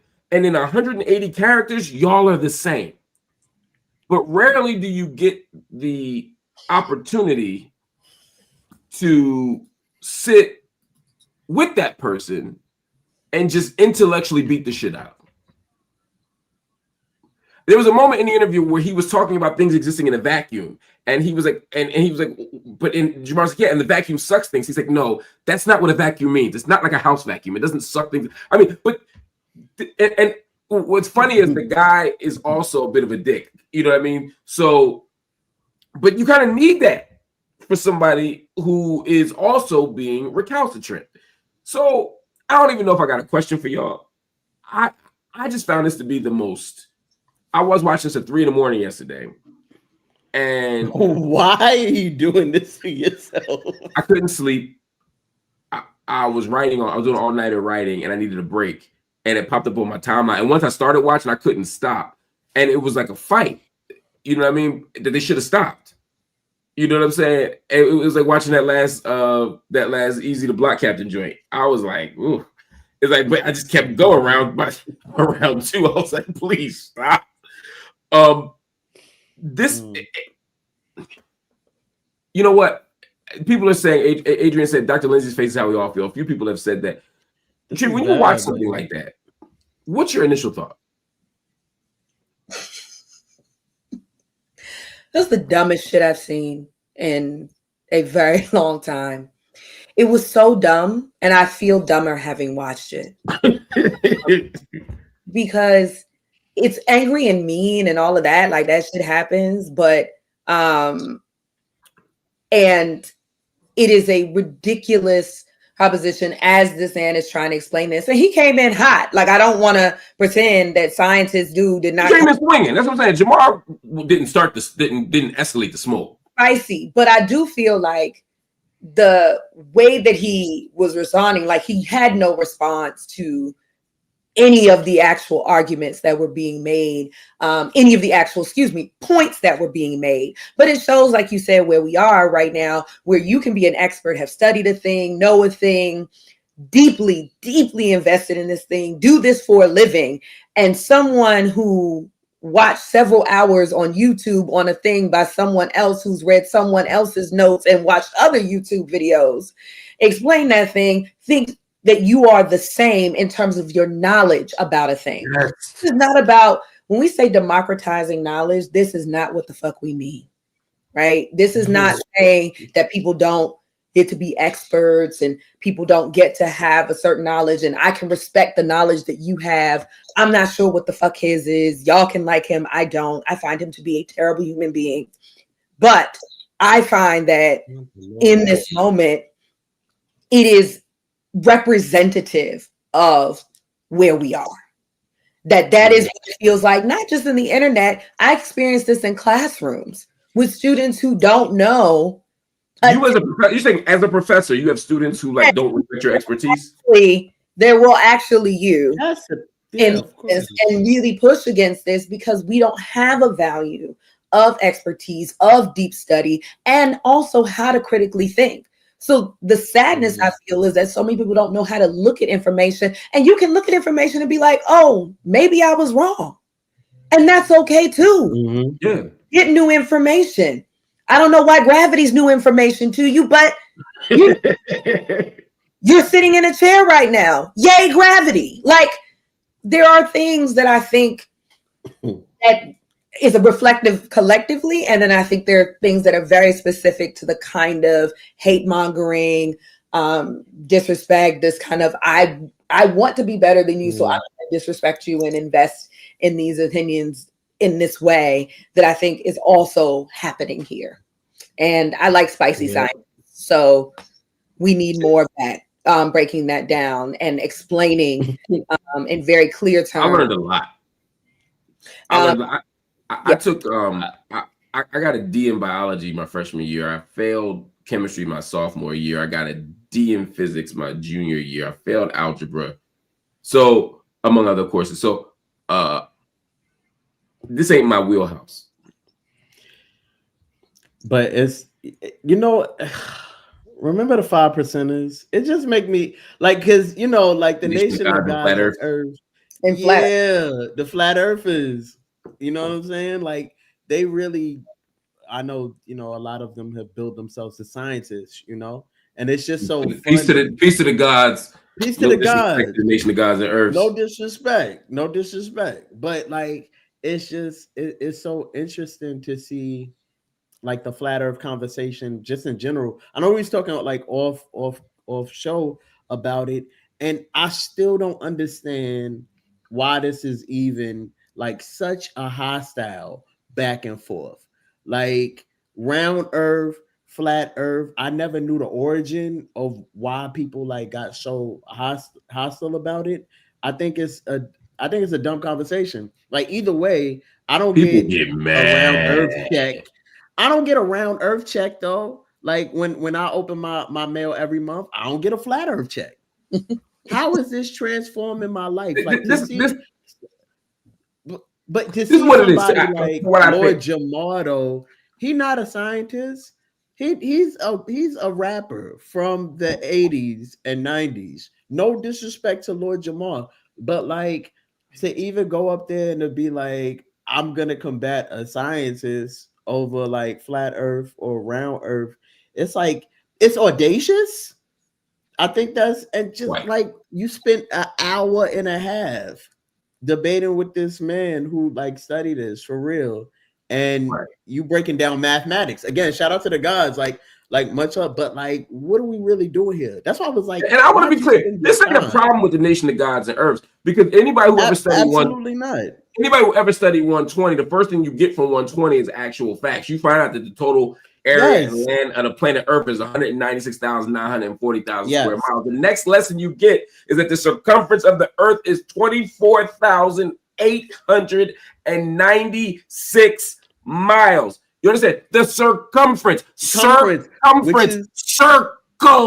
The Earth is round. The nation of gods and earths, as Master Farad Muhammad walked on earth in 1930 on July 4th. The lessons of the 5% nation is that the earth has a circumference of 24,896 square miles, meaning that it's a fucking circle. So don't blame this on Elijah Muhammad. Don't blame this on the. They've always said the earth is a circle. This is some new age white man crazy shit off YouTube that people are now taking in. And making their own. That's what makes this shit so wild. If you actually just stuck to the gods and the earths, if you just stuck to the 120, if you just stuck to the actual facts, you'd be fine. But y'all got a freestyle. Yeah, I mean, That's your man. Like free thinking versus critical thinking, right? Like I'm a free thinker. And it's like, why is it always that free thinking, when it's said in that way, is contrary to any body of knowledge and any kind of criticality? And it becomes this performative criticality, right? And when actually confronted with knowledge or expertise, here we go with someone coming back and forth being like, well, I'm gonna just start saying nasty shit about you, right? Like I'm just going to be angry. I am just going to respond hostily. I am going to then say something that may sound familiar to folks who already agree with me. And then I don't actually have to correct myself. I just wish we were in a place where we could be like, oh, yo, that actually makes a lot of sense. Like, you know, I don't know that it's worth it to have an argument with someone who believes in the flat earth, because I don't actually think it's about the flat earth, right? We were discussing this earlier. It's like, we need science. They telling us that this, that, and if they lying about this, as you said before, Dr. Hill, what else are they lying to us about, right? Everything goes out the window then. And I get that that's very seductive, particularly for marginalized folks in a very real way. Because there are very real concerns. And obviously we've been lied to, harmed, exploited, extracted from, based on all kinds of lies, right? Scientific knowledge is at the core of eugenics, is at the core of population control. Like there's real ways for us to have meaningful conversations about the ways that science has failed us. Exactly. This, however, is not one of them. No, JLP writes in something really interesting. The origin for evangelicals is the verse in the Bible that talks about the four corners of the earth, and they took it literally instead of metaphor. That's super interesting. I never thought about that before. Yes, that's the whole you really start seeing this in the evangelical tradition in the 19th century, moving around this. Like there's a real investment in this as doctrine. So there's this kind of new wave that you're talking about that's very much so social media, the expansiveness of this, what YouTube produced. But there's also the real origins, and then you have a decline and then a rise again as we see the rise of evangelicalism again. It is not shocking to me that we once again are seeing this rise because of the poor theological basis, right? We also are missing criticality in our theologies that lead us to this conclusion as well. Yo, that's and then we also live in we're living in a post-truth world where, like, you can say what people spend their most time on the internet, and you're not learning facts anymore. It's just people saying things without any accountability. Like you go on X, there's no accountability. People just debate and argue all day and just go away when they feel like, you know, either their point was taken over or like whatever the case is, but there's no accountability. So then you could literally spout anything and somebody is going to believe you. Like you can say whatever you want. It could be 99 people, but somebody believes you, and you could be flat out wrong. You know what I'm saying? So it just goes to show you flat out. I see what we did there. You did there. But it just goes to show you like where we are, like even like how you see Meta and, you know, taking off, like, you know, we're really living in a post-truth society which is why I'm like, why would I spend my time debating somebody about something that like is a consistent proven fact, and that, you know, it's just so audacious that you're like, yeah, I'm gonna debate a scientist, like a scientist. Yeah. But and look, let me be clear. There are bodies of knowledge that are studyable without formal education. All knowledge is studyable without formal education. You know, some of our greatest thinkers, I mean, you look at the great John Henry Clark, one of our preeminent historians, sat at the feet of Arthur Schomburg, who himself was born on the island of Puerto Rico and was told that there were no Black cultural artifacts, there was no Black culture or Black history, and he spent his entire life collecting them and proving and doing self-study, what we call autodidactic inquiry. Arthur Schomburg and John Henry Clark are testimony and testaments to what happens when you do engage in deep study in community, but don't do it with the schools. John Henry Clark didn't need Harvard. You know, Arthur Schomburg didn't need Columbia. By the way, Arthur Schomburg, member of Kappa Alpha Psi Fraternity Incorporated. And I think that's important, but there was still training and discipline that came with it that I think people miss. It doesn't mean I can just buy a bunch of books and read them and be okay, especially when you don't have the capacity yet to be the arbiter of what's good and what's bad. And that becomes, or that's the wrong language. All books aren't right. All research isn't accurate. All methods aren't effective. And if you don't know how, if you haven't been trained, then you don't know how to do it. You don't got to go to a school to get trained, but you still got to get some kind of training. Yes. YouTube, which is where we are. Yeah. It's a very, like, that's the thing where I say it's a deep study thing. Nothing in what he said is about deep study. It's deep. It's like, it is watching, it is engagement, but it is not a deep study. And there's so much that so many of us, and this is a lot of us, right? We want quick, we want little pieces, we want, we want to feel like we know a lot about a bunch of different things, or know a little about a bunch of different things. Worldly. There is no sense of what it means to really invest in learning something. That is a process. It is deeply unsettling to learn. It is difficult to learn. It is challenging to learn. It is humbling. It is humbling to learn, because as soon as you learn something, you learn how much you don't know, right? And so I think with someone like him, it is the confidence with which not only is he combating someone who's done the deep study, but when you're telling him that he may have to unlearn something that he thinks he knows. Ooh, that's good. That's what the challenge is for people, right? I always tell my students, it's far easier to learn than to unlearn. It's far easier. Learning is exciting. It's something new. You get to brag about it. You come home. Look what I learned today. There's that. Unlearning not only means you're displacing something, but you have to question then the people you learned it from, the organization, the institution, the faith tradition, whatever it is. And then you decide at that point, are those relationships more important to me, or is actually being in deep study more important to me? And more people are going to choose the relationships, the institution, the places that they feel have been caring and loving, versus this unfamiliar new that requires more of you. It requires more of you humble. It requires more of you to ask questions and to learn and to read multiple sources, to listen to multiple sources, to sit at the feet of folks. It does not require that same thing to stay in relationship with an organization, with the faith, with a belief that you had. That's good. That's good. I ain't got nothing else to say to that. Let's move on to something else. Before I know we got to go soon, and I'm running out of sake. You're running out. Oh, okay. Jameer, I need you to go grow ahead, up. Man. Go ahead, man.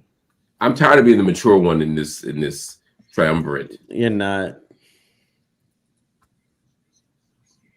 Go ahead, man. Do your show. All right. Let's get to it, because people are, I think they tell you I'm like baiting and switching or something. So let's get to Drake. For the last week, my timeline has been filled with you know what? Before I get to was LeBron a bag, I'm gonna run two different ones. I'm gonna type something else. So I'm gonna go back to what I initially wrote. Because I still think they're two separate conversations, and I think they both merit their own analysis. The first one is, has sake influenced my titling ability? Yes. All right, we out here. So has grown? Grown.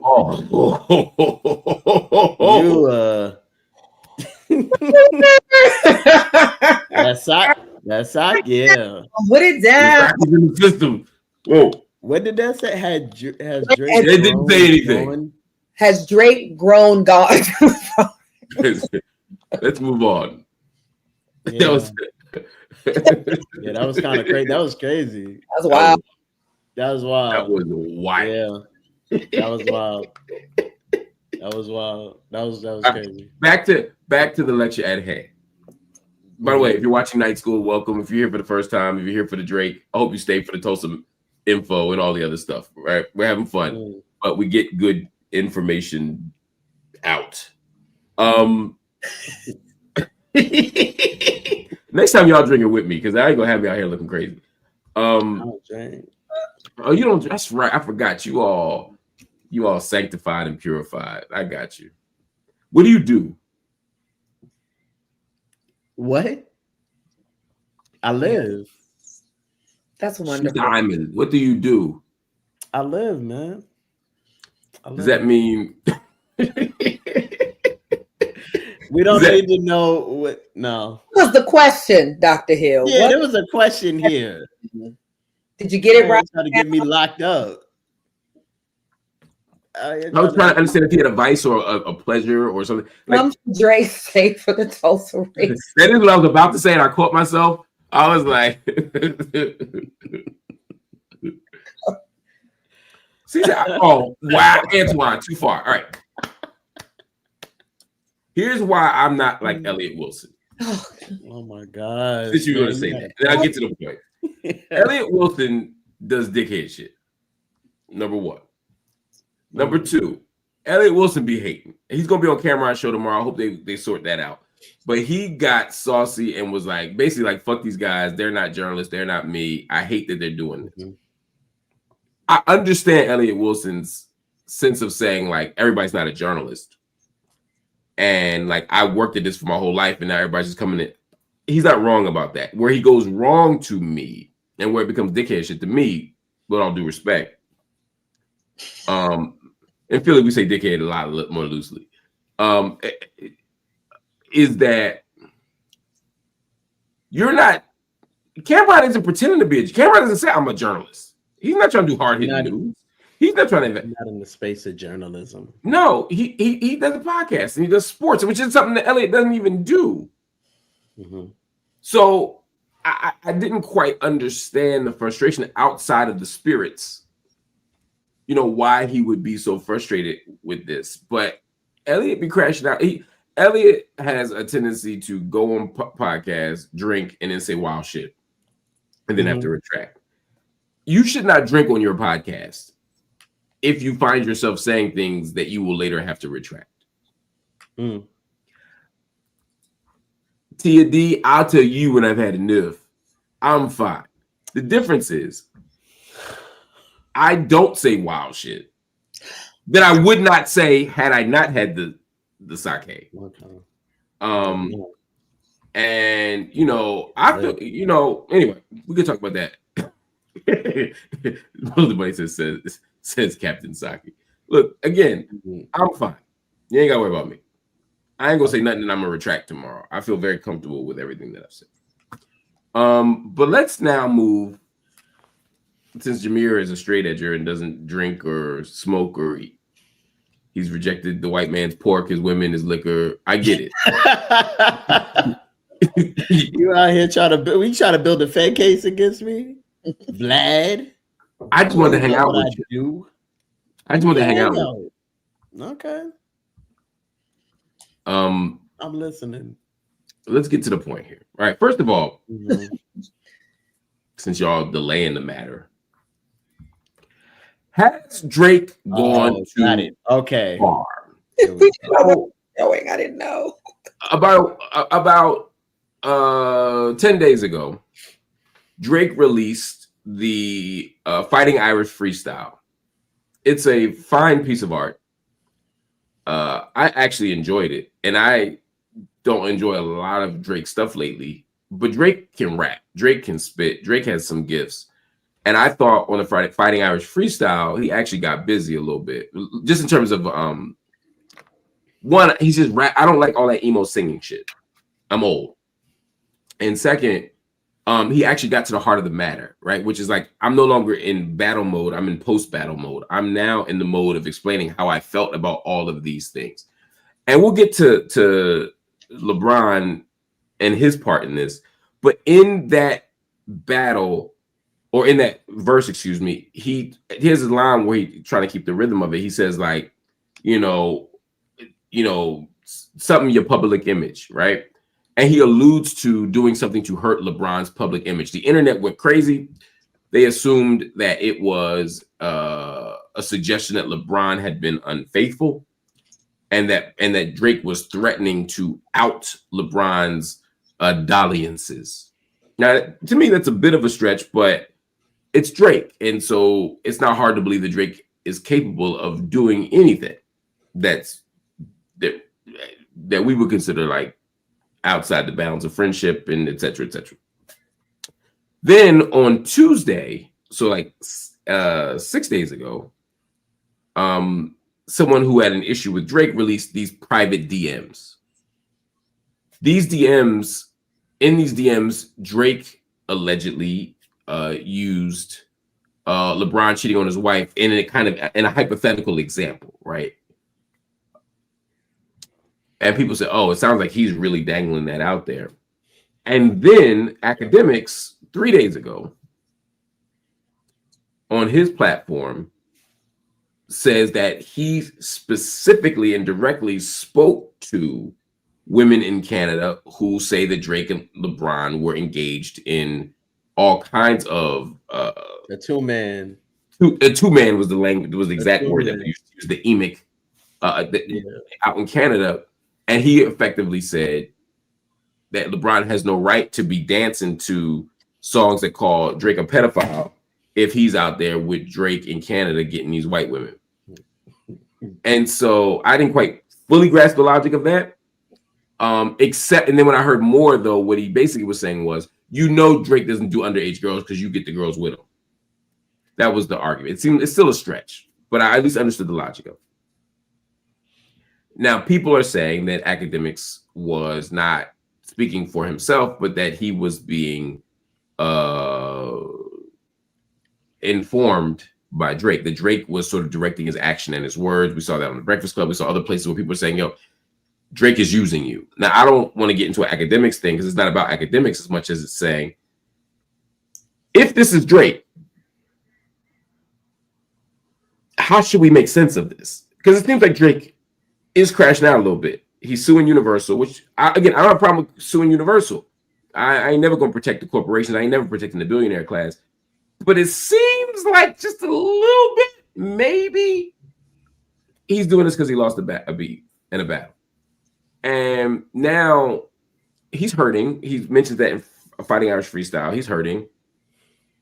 He's salty. The people he thought were his brothers, abandoned him, and they're out there, Suwooing and blooping and all that other shit they do out there. You saw it in those 12 hours you were in the airport, Jameer. Wasn't even there that long.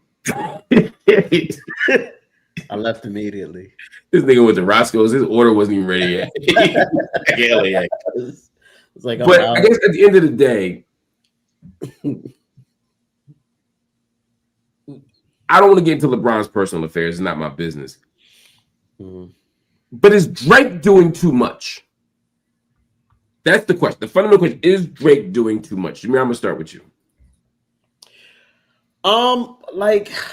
What are the rules of? We've totally passed the rules of like what battle rap is in terms of the industry. It's like, what is too much? Like, people be dissing each other's dead friends. I'm smoking on like whomever. Like, what's too much? When that was wild to me. That's what it is. Like, that's where we are. So like, I think I'm not surprised. Like, it's Drake, and clearly he was offended, like what Academics were saying about like LeBron turning up to all those Kendrick songs, like dancing the Certified Lover Boy, Certified Pedophile, and he got LeBron tatted on his body. That's a commitment. Maybe that's the first two-part question. For the record, that's not like an urban legend. There is literally a Notre Dame number 23 tat on his body basketball player on Drake's arm. That is LeBron's high school visage. That, to use a technical term, that is the reason why it's called the Fighting Irish Freestyle. LeBron's high school team were the Fighting Irish. This wasn't for Notre Dame. This was for LeBron's high school team. So Yes. Again, so much is happening. Yeah, and you think about it, and in Fighting Irish Freestyle, he talks about like the juxtapositions between him being like the LeBron of the rap game in comparison to LeBron, and so I'm sure he was deeply affected. But I also don't think these like subtle shots or the screenshots of the conversations was, hypothetically LeBron cheating on his wife. I think that was intentional. These were intentional, like that's some Karen shit. Jabs. Yeah, like the subtle snitch. I also this is not uncharacteristic of Drake as of lately, as we're seeing now. I'm not surprised.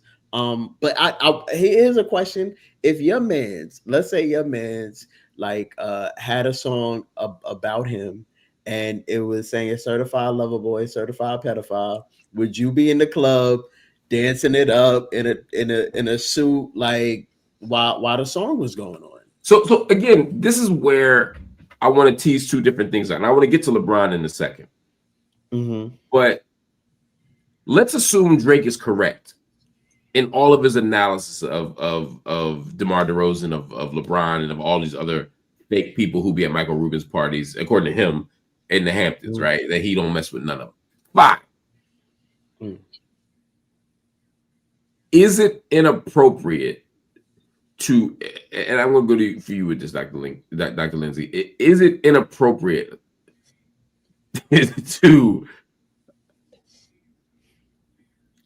to basically dry snitch on LeBron, but also to situate that, to me, in a kind of now pattern of, you keep mentioning people. You mentioned Pusha T's lady. Mm-hmm. You mentioned Whitney, Kendrick, right? For Kendrick's, significant other, fiance, and now French. Yo, y'all hate on my French, so y'all stop. All right. And now it's almost like a tick that, like, whenever you get in a battle, you got to mention people's personal lives, and then they beat the shit out of you lyrically.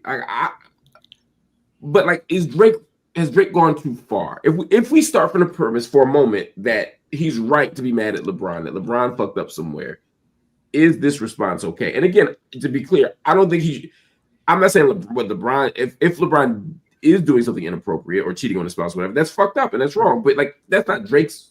I don't know if that's Drake's job to.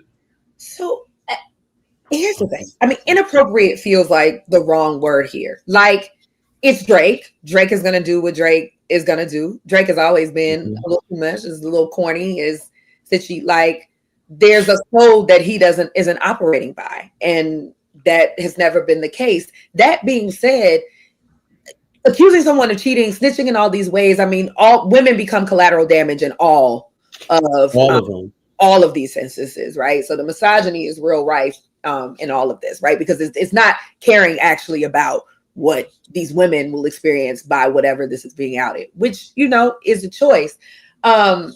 Those still are different accusations. Like, I don't know that I'd be dancing in the club to a song calling my friend a pedophile if we're friends. And also, I wouldn't be dancing to a song talking about, like, if somebody's having various indiscretions. Pedophilia and cheating are very different things to me. One is sexual violence. Apples and fucking hand grenades. Right.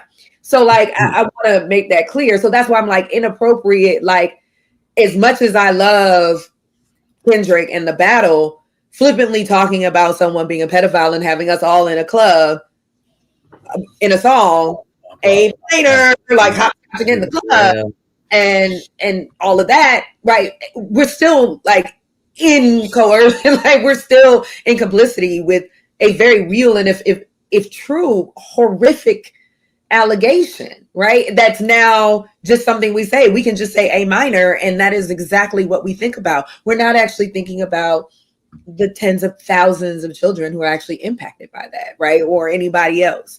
And so, is that appropriate?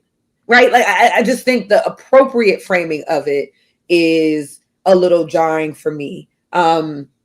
no, you shouldn't dry snitch on people or snitch on people. If that's your boy and y'all were doing whatever. And also, I don't even know how that even comes close to someone accusing you of sexually violating people. That's the point. I'm like, what is too far? Like, we've been past too far if that's the case. Like, right. There is no parameters in where we are. Did Kendrick go too far? Did Kendrick do anything that was too far? I mean, again, the too far here is hard. Like, I don't think hip hop has a too far, right? I don't think that's the name of rap. Right. If there's anything that could be off limits. And because misogyny is such a familiar framing in battle rap, misogyny, homophobia, whatever, it's not shocking to me that the way to levy harm at someone is consider someone in this way that is like deviant under these contexts, or, oh, we can just say that these women were whatever, and he hits her. It's like, there's no actual concern for any of these people that we're talking about. And I say this is probably 20 videos of me right now, what, and saying fan. I'm not pretending that I'm not invested in the battle part of this and the fun part of this, but also as a survivor, I've sat here and been like, well, damn, this is a lot.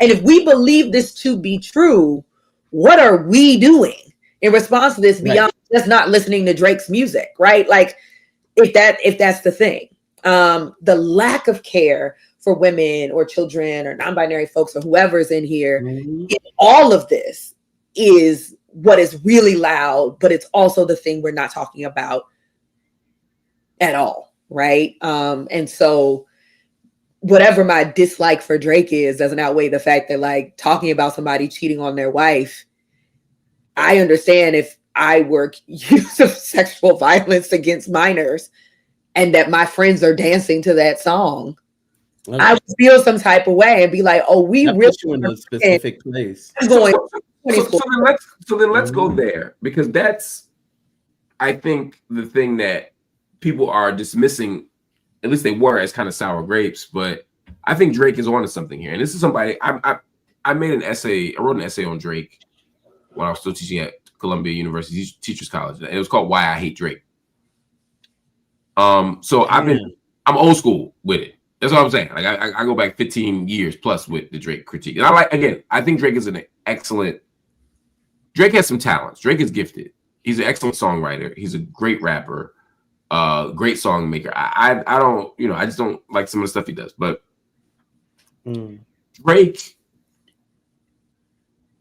has made a very clear public declaration here, which is, I got in a battle with Kendrick, and people who I thought were my people sold me out.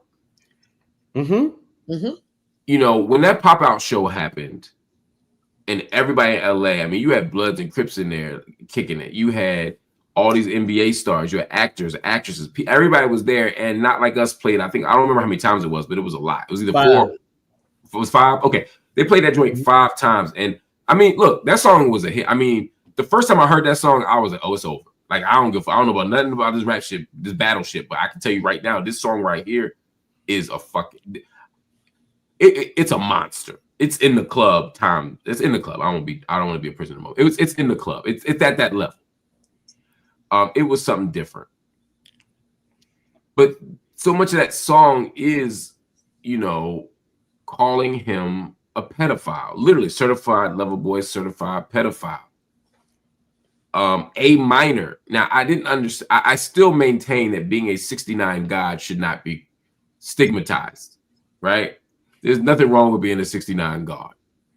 But the rest of it was pretty damning. And so when you go to a pop-out show and LeBron is there, and then you watch the actual video and DeMar DeRozan is in it. And those are your people. I mean, DeMar DeRozan literally said, I mean, DeMar DeRozan was not shy or coy about their relationship. He literally said, I owe loyalty to him. He literally said, like, Drake was there for me when, like, at a time where I needed him. He talked about Drake bringing him to the crib. I'm sure Drake made him cocoa or something. And, he bonded with him and he helped him Drake is that guy. You know what I mean? Drake is I'm just saying, Drake seems like the type of guy that would like offer you a make you cocoa for you. Or cocoa. And he wouldn't call it hot chocolate. He would definitely call it cocoa. And like, yeah, you're a hater, man. You're a hater. I'm not hating. I'm just saying, like, Drake is a certain kind of person, and there's a way that he performs hypermasculinity in public, but I think that's not who he is at his core. And Drake was there for DeMar DeRozan, so when you see him in the video, I see why you'd be mad. If LeBron and Drake are tight the way Drake says they are, right? You know, you look after, what do you say? You check on my son like a pediatrician. Like a pediatrician. Like, if that's how y'all are, and suddenly you up in at the pop-up show and Savannah's dancing in the club. I saw Savannah dancing to Not Like Us that night, the night it dropped. If that's all true, like, is LeBron being a trash friend to Drake? I think Drake thinks so. Yeah. Like, no, but I'm asking what you think. But it's hard to know their friendship. Like, I don't know. Oh, go ahead, Dr. Lindsey. I don't know their friendship, right? These are people over there living a life. I know a celebrity. I know Drake the celebrity. I know LeBron the celebrity. And I think Drake thinks, which is what does matter, that was his boy. And I imagine if any person I considered my friend and I got a tattoo honoring, and I talk about in relationship to my kids, right? Like, we talking about kids and family, is having a good old time dancing to a song talking about me sexually violating children. Yeah, that's wild. It's wild. That's wild. Like, I'm sorry. Yeah. It's wild. And, you know, I think Drake, with what I understand about their relationship, what we've at least had of their public facing relationship, has every right to feel salty about the people he thought were his friends that showed up in the way that they did in this moment. Because there actually hasn't been, from a robust celebrity, considering how many celebrities I've seen Drake attached to in terms of friend, that's my boy, that's my person, not even just not say anything in the context of the battle, but literally be on video, on at shows and whatever, just invested specifically to that song. Yes. Right? Him and Kevin Durant is the only ones. Yes, Kevin Durant. Yes, that's right. And so, again, this is his impression. Now, this may be one of the hardest lessons he learns about the industry in this moment. And proximity to different things means that proximity and relationships in the context of the celebrity world don't mean friendship. And that's a hell of a way for him to learn that in this way. But that might be the lesson that he learns, which is not to say that it's not sad for him. He gets to feel a particular way. And I'm not just saying that because it's Drake and we always talk about him having all the feelings. But I'm going to tell you right now, you my homie, and you dance to a song. I'm being mad. Talking about me being a predator, not like cheating or something, a predator. I understand why he would be upset. If you're asking whether I feel a particular way about it, that's a totally different question based on my own relationship to Drake's celebrity. But if I think that's the struggle, right? Like Zakiya saying Drake handled people the same way. Landon Turner said Halle Berry told Drake not to use that cover art for Slime You Out, and he did it anyways. Drake is not an upsetting person. I think there are a lot of people who are just like, right. He's Drake because we don't fuck with Drake. Right. No, this sure. Right. Like Joe said, I don't feel like ever. But you're saying, should he feel? We're asking the question of, is LeBron a bad friend of Drake? If he believes Drake and LeBron are friends, yes, that's a bad friend move. That make him a bad friend. Point blank, period. You can't, if you my mans and you in a club and you dancing to a song calling me a pedophile and you my boy, I got like think about he had. We ain't gotta be that close to here. But he had the man tatted on his body. LeBron, like I ain't asked him to do that, but no, for sure. But I shouldn't see you if you my mans. I shouldn't see you wop that like on camera. Yeah, I feel that. That's why I guess that's what I'm struggling with, right? It's like, I mean, I happen to believe that their relationship was close, based on what I've seen and based on LeBron's statements. I'm at a point now where I'm doing this research and I'm saying, how does DeMar DeRozan describe his relationship with Drake? How does LeBron describe his relationship with Drake? And if I just go by how LeBron describes it, you know, that's my brother. We support each other. Anything we do, like if you say that's my brother, that could also be Hollywood talk, though. If we keep it, I'm with you. I'm with you. And again, that could. I'm not saying it is, but I'm saying if we believe what academics are saying, and I do believe what academics are saying, they be outside together. I'm not saying LeBron's cheating or anything like that. I'm just saying they be outside. They go to party, they party together, they kick it together. You know, on the top of the basketball and all that other stuff. They're friends. Are they friends the way LeBron and Hov? No, right? But I think there is an argument to be made that Hollywood and music industry are about using people, and you can even convince yourself that that's your homie because they're popping and they're cool. But I can tell you, you know, I live a micro fraction of what they live. But I can tell you, there was a time in 2016 where I was everywhere. I was on CNN every night. I had my own late night talk show on VH1. I was on BET. I had a best New York Times bestseller. I was as big as I was going to be.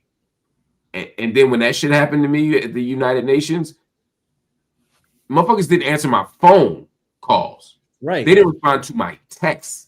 And a couple of them literally, like in public, were like, I don't know why he did that shit. I disagree. You know, like it was like, yo, you was my people. Like you be at my house. So I do understand that the industry, when you're riding a wave, will follow that wave. And it doesn't seem like Drake is mad at all the people who followed the wave. In that verse, he said, look, you know, all y'all fake ass niggas at my group's party at the Hamptons, whatever, like, I just didn't fuck with y'all. Right? Like, I just didn't speak to y'all, and that's it. It seemed like he has particular hurt for LeBron. Yeah. So which makes me feel like he's probably right. On top of what LeBron said, right? Which is like they had an actual friendship. What I understand from the back channels, and I can't mention my sources, but what I understand from the back channel is not that LeBron feels like they didn't have that friendship, but that LeBron feels like what he did wasn't that big a deal. And that he tried to contact him to say, look, you are my guy. You are my brother. I just like this. Kendrick's my guy. You know, I'm cool with Kendrick. That we did a song. It wasn't that serious. And I don't know if you can just say that to somebody who you I don't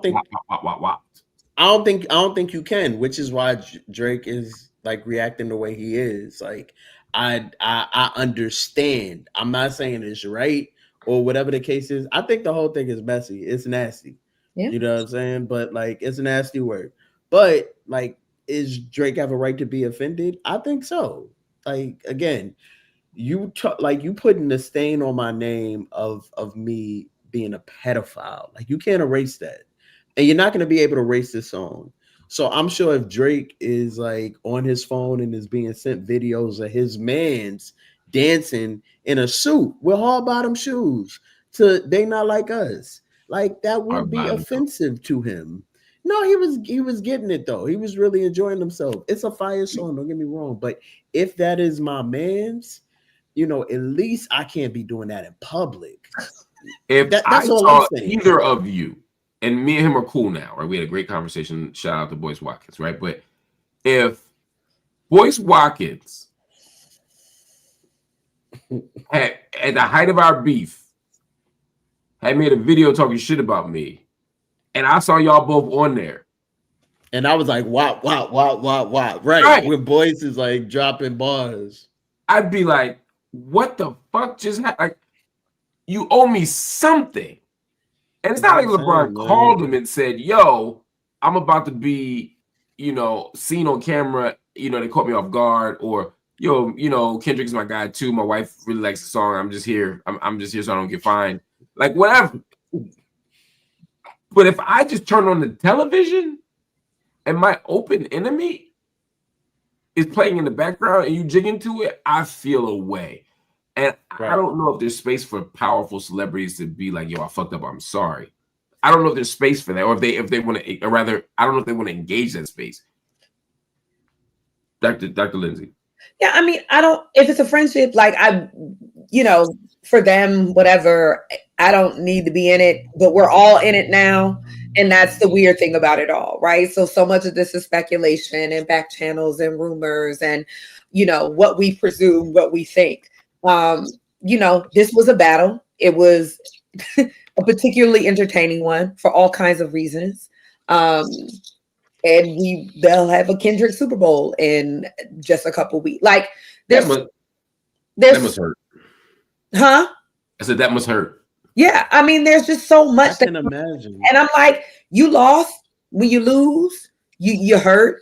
When you lose in a way that feels like you didn't just lose the battle, if you felt like you lost friends, in addition, and that's the thing that you're most upset about, right? Like that's a particular thing.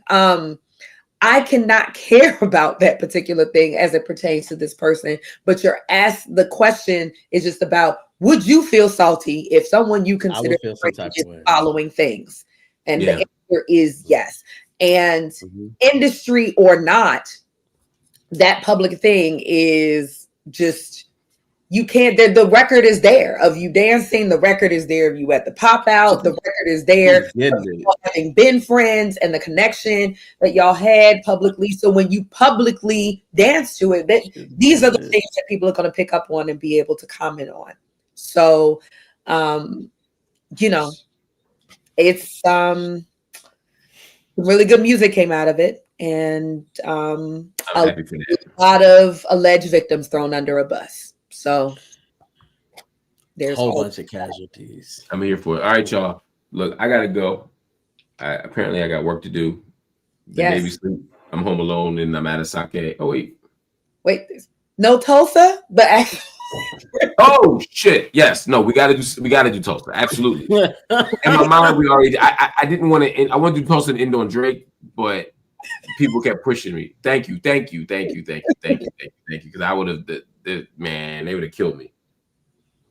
Let's talk really quickly about one of the most about the most important story tonight. No, we're not going to talk.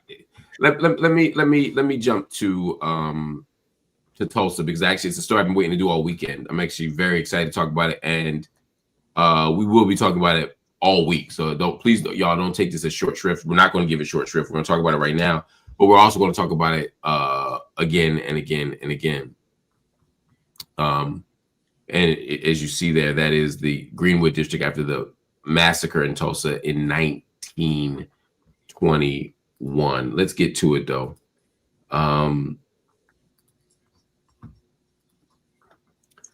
The Tulsa Race Massacre of 1921 is an important historical event. If you don't know, it was a moment where there was a Black Wall Street, a prosperous, economically vibrant Black neighborhood in Oklahoma that was destroyed. But it wasn't just destroyed. 300 people were killed.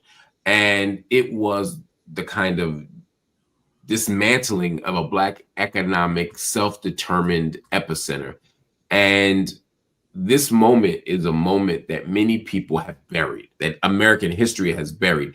They bury two things. They bury the existence of a Black Wall Street, and they bury the intentionality and the sheer devastation of the destruction of Black Wall Street and of the Tulsa Race Massacre. This is what happened.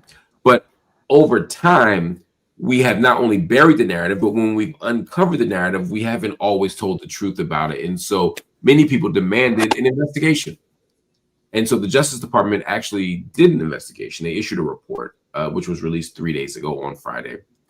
And they determined a few things. But the biggest thing was, in my estimation, was that the 300 people killed, they weren't killed because of some uncontrollable mob. This wasn't just angry white people who just had a bad day. This was, quote, a coordinated military-style attack by white citizens. The Justice Department released that information on Friday. If you don't know, again, the report itself stemmed from an investigation that was announced in September. And it's the first time in American history that the U.S. government has actually taken the time to care about what's happening in Greenwood, which is a neighborhood in Tulsa, to take the time to focus on what happened between May 31st and June 1st of 1921, to take the time to figure out the origins of the crisis. And if you don't understand or don't appreciate how bad the Tulsa Race Massacre is, I mean, it's generally considered to be a civil right at the level of civil rights crimes, a crime that was unique in magnitude, barbarity, racist hostility, and utter annihilation of a thriving Black community. That's a quote from Kristen Clark, who's an assistant attorney general for civil rights. I'm going to fast forward a bit because I want to get my guest take on this. The Justice Department began an investigation on this because this was an act of racial terrorism. This was an awful crisis, and so the Justice Department began its investigation under the Emmett Till Unsolved Civil Rights Crime Act, which seems oddly specific, but actually quite useful in this moment. And it allowed them to investigate things that happened before 1980. We see lots of new laws and policies that are allowing people who were disenfranchised and marginalized to pursue justice, even if the ostensible statute of limitations has ended. Anyway, they issued a 123-page report. And this report is important. It's powerful. It corrects the record. It gives you a sense of the scale of the devastation, but it also gives you a sense of the afterlife of the massacre. That is to say, what are we going to look like afterward? And I think the report is important. But the report did another thing that I think is important.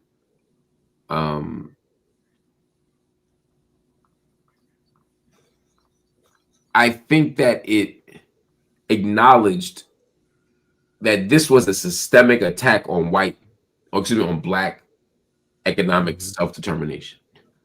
Again, not just angry white citizens here and there, but a coordinated military style attack. Now, they also made one more determination, then I'll go to you, Treva. They concluded that, I mean, it's been over 100 years, no person alive could be prosecuted, but they simultaneously acknowledged the sheer brutality of what happened. And so that combo was interesting, right? Like, no one's going to get justice from this as of now, but we're acknowledging that this was an awful thing that happened. As a historian and as an activist, how do you make sense of things like that? Because there's a part of me that's like, good, finally, just like that 102, 103-year-old woman that's like, I want my reparations for get it. But there's also part of me that's like, even if you win, we've lost. Yeah. Yeah, I share that sentiment. I found the report stirring, and as someone who studies that era, and a lot of racial violence in particular in that era, and be very specific, white supremacist violence that happened in that era. So many of these are more systemic than we think. And so often they're framed as race riots, race massacre, these things, and we just say race, and we're not talking about white violence. And this nation is built on white supremacist violence. And one of the biggest threats to the myth of white supremacy, superiority, is Black self-determination. And so Tulsa, as indicative of that, of an example of that, and then being destroyed in the way that it was with such brutality, is an important moment of affirmation of a truth so many of us have known. As a historian, we want to get to the facts, to the data, to the archive. We want to get to that, but we know it. We know white supremacist violence. We know when it shows up, because it shows up in so many ways in our current moment as well. There are all of these barriers that are in place, and there's no way to repair this, right? Even if there were direct reparations to the descendants of the people of Tulsa, nothing repairs what was lost here. There's nothing that's possible in this moment that would do that. The acknowledgement in that way is both affirming of a truth we know and frustrating, because that truth is ongoing and still unfolding, and that afterlife of Greenwood, of Memphis, of DC, of Detroit, we could go on and on and on with this white supremacist acts of violence, that there's never a way to make it okay. You don't get made whole again. right? White supremacy rips out the possibility of being made whole again. That's a very sobering logic. And I don't disagree. It's just like, damn. A bullet said, I never heard a single word about this, nor the move fire in Philly, nor the election day massacre. Okay, I mean, like, this is our new reality, and we got to get used to it. Jameer, I'll give you the last word on this.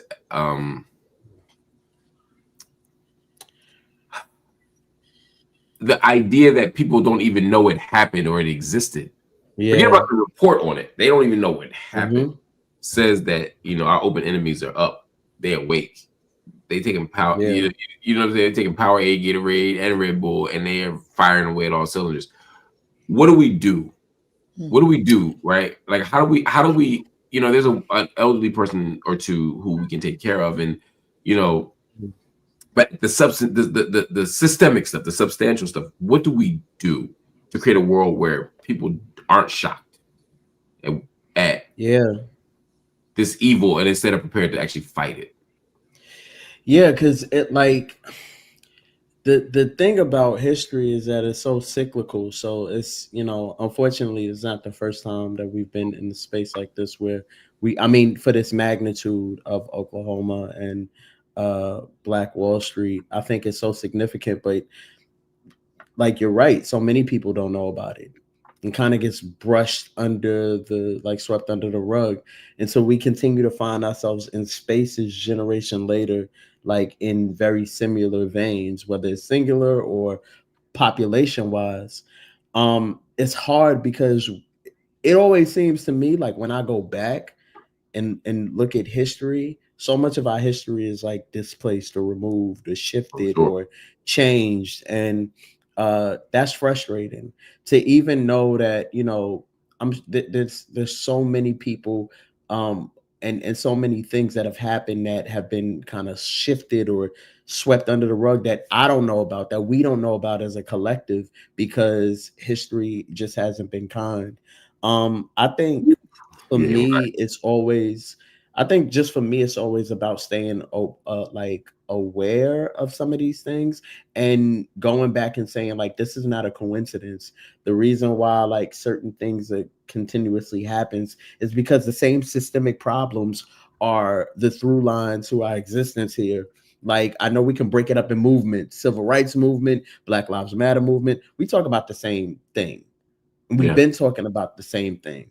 So I think more understanding that this through line is not just immediate. This just didn't start happening in 2015, or, you know, with Trayvon Martin, or, you know, just like this has consistently been going on, a pure just hatred for not only just Black power, Black economics, but Black people in general. Like, they were massacred. And the fact that 104 years later, somebody was like, yeah, like that. I mean, I'm glad we got it for the records, but like, fucking duh. Like, I didn't, you know, this was clearly a orchestrated massacre and targeted attack. Like, you telling me they just pulled up, burned the whole town down, murdered all the people, and then left, like, by accident? Like, I don't need a proclamation or a court ordered, like, you know, ruling to make this clear. Like, clear, this was a massacre from the beginning, a targeted attack, a specific attack. They knew. Like, they knew. Nobody just goes there and it targets all the Black people, all the businesses. Like, you know, so to me, there's part of me that's like, I'm glad we got it for historical references, but then there's also a part of me that this is a slap in the face, because fucking duh. Like, you don't, like, clearly it's even how I learned it. The Tulsa Massacre, the massacre of Black Wall Street. That doesn't sound anything accidental or non-purposeful. No, it's we're wiping out all the prosperity, and that's what we're doing. And I think we need to teach that in social studies class. We need to teach that in elementary school. I mean, it's not the only story that's not the only story, but it's a story that needs to happen, because, again, if you see it as haphazard and a product of, like, an angry mob, that's different than saying, like, yes, Black success at a certain level is incompatible with how this nation operates. Like, that's some different shit. Anyway, we're gonna go. Your boy's going to bed. I'm old. I've had a half a bottle of sake, and it's time. It's time. But I appreciate y'all. Love y'all. Let's get to it again soon. Everybody, this is Jameer Pond. This is Treva B. Lindsey. Y'all know where to find them. You can find them on their social media handles. Everybody, make sure you watch Night School every single night. Hit the like button, hit the subscribe button. If you're so inclined, hit that join button and become a monthly paid subscriber to the channel. It goes a long way. But tonight, if you're not ready to make a monthly commitment, make a one-time commitment. Go to your Cash App, go to your Venmo, go to your Zelle, whatever you want to use. You go there and you drop something in for Night School. Consider it like a tuition payment. You could drop $1, we'll be happy. You could drop $1 million, we'll be a little more happy. But anything in between is also appreciated. If everybody watching right now were to donate $5, we would meet our financial goals for the month. So thank you. Try to do it, and we'll see you soon. Peace.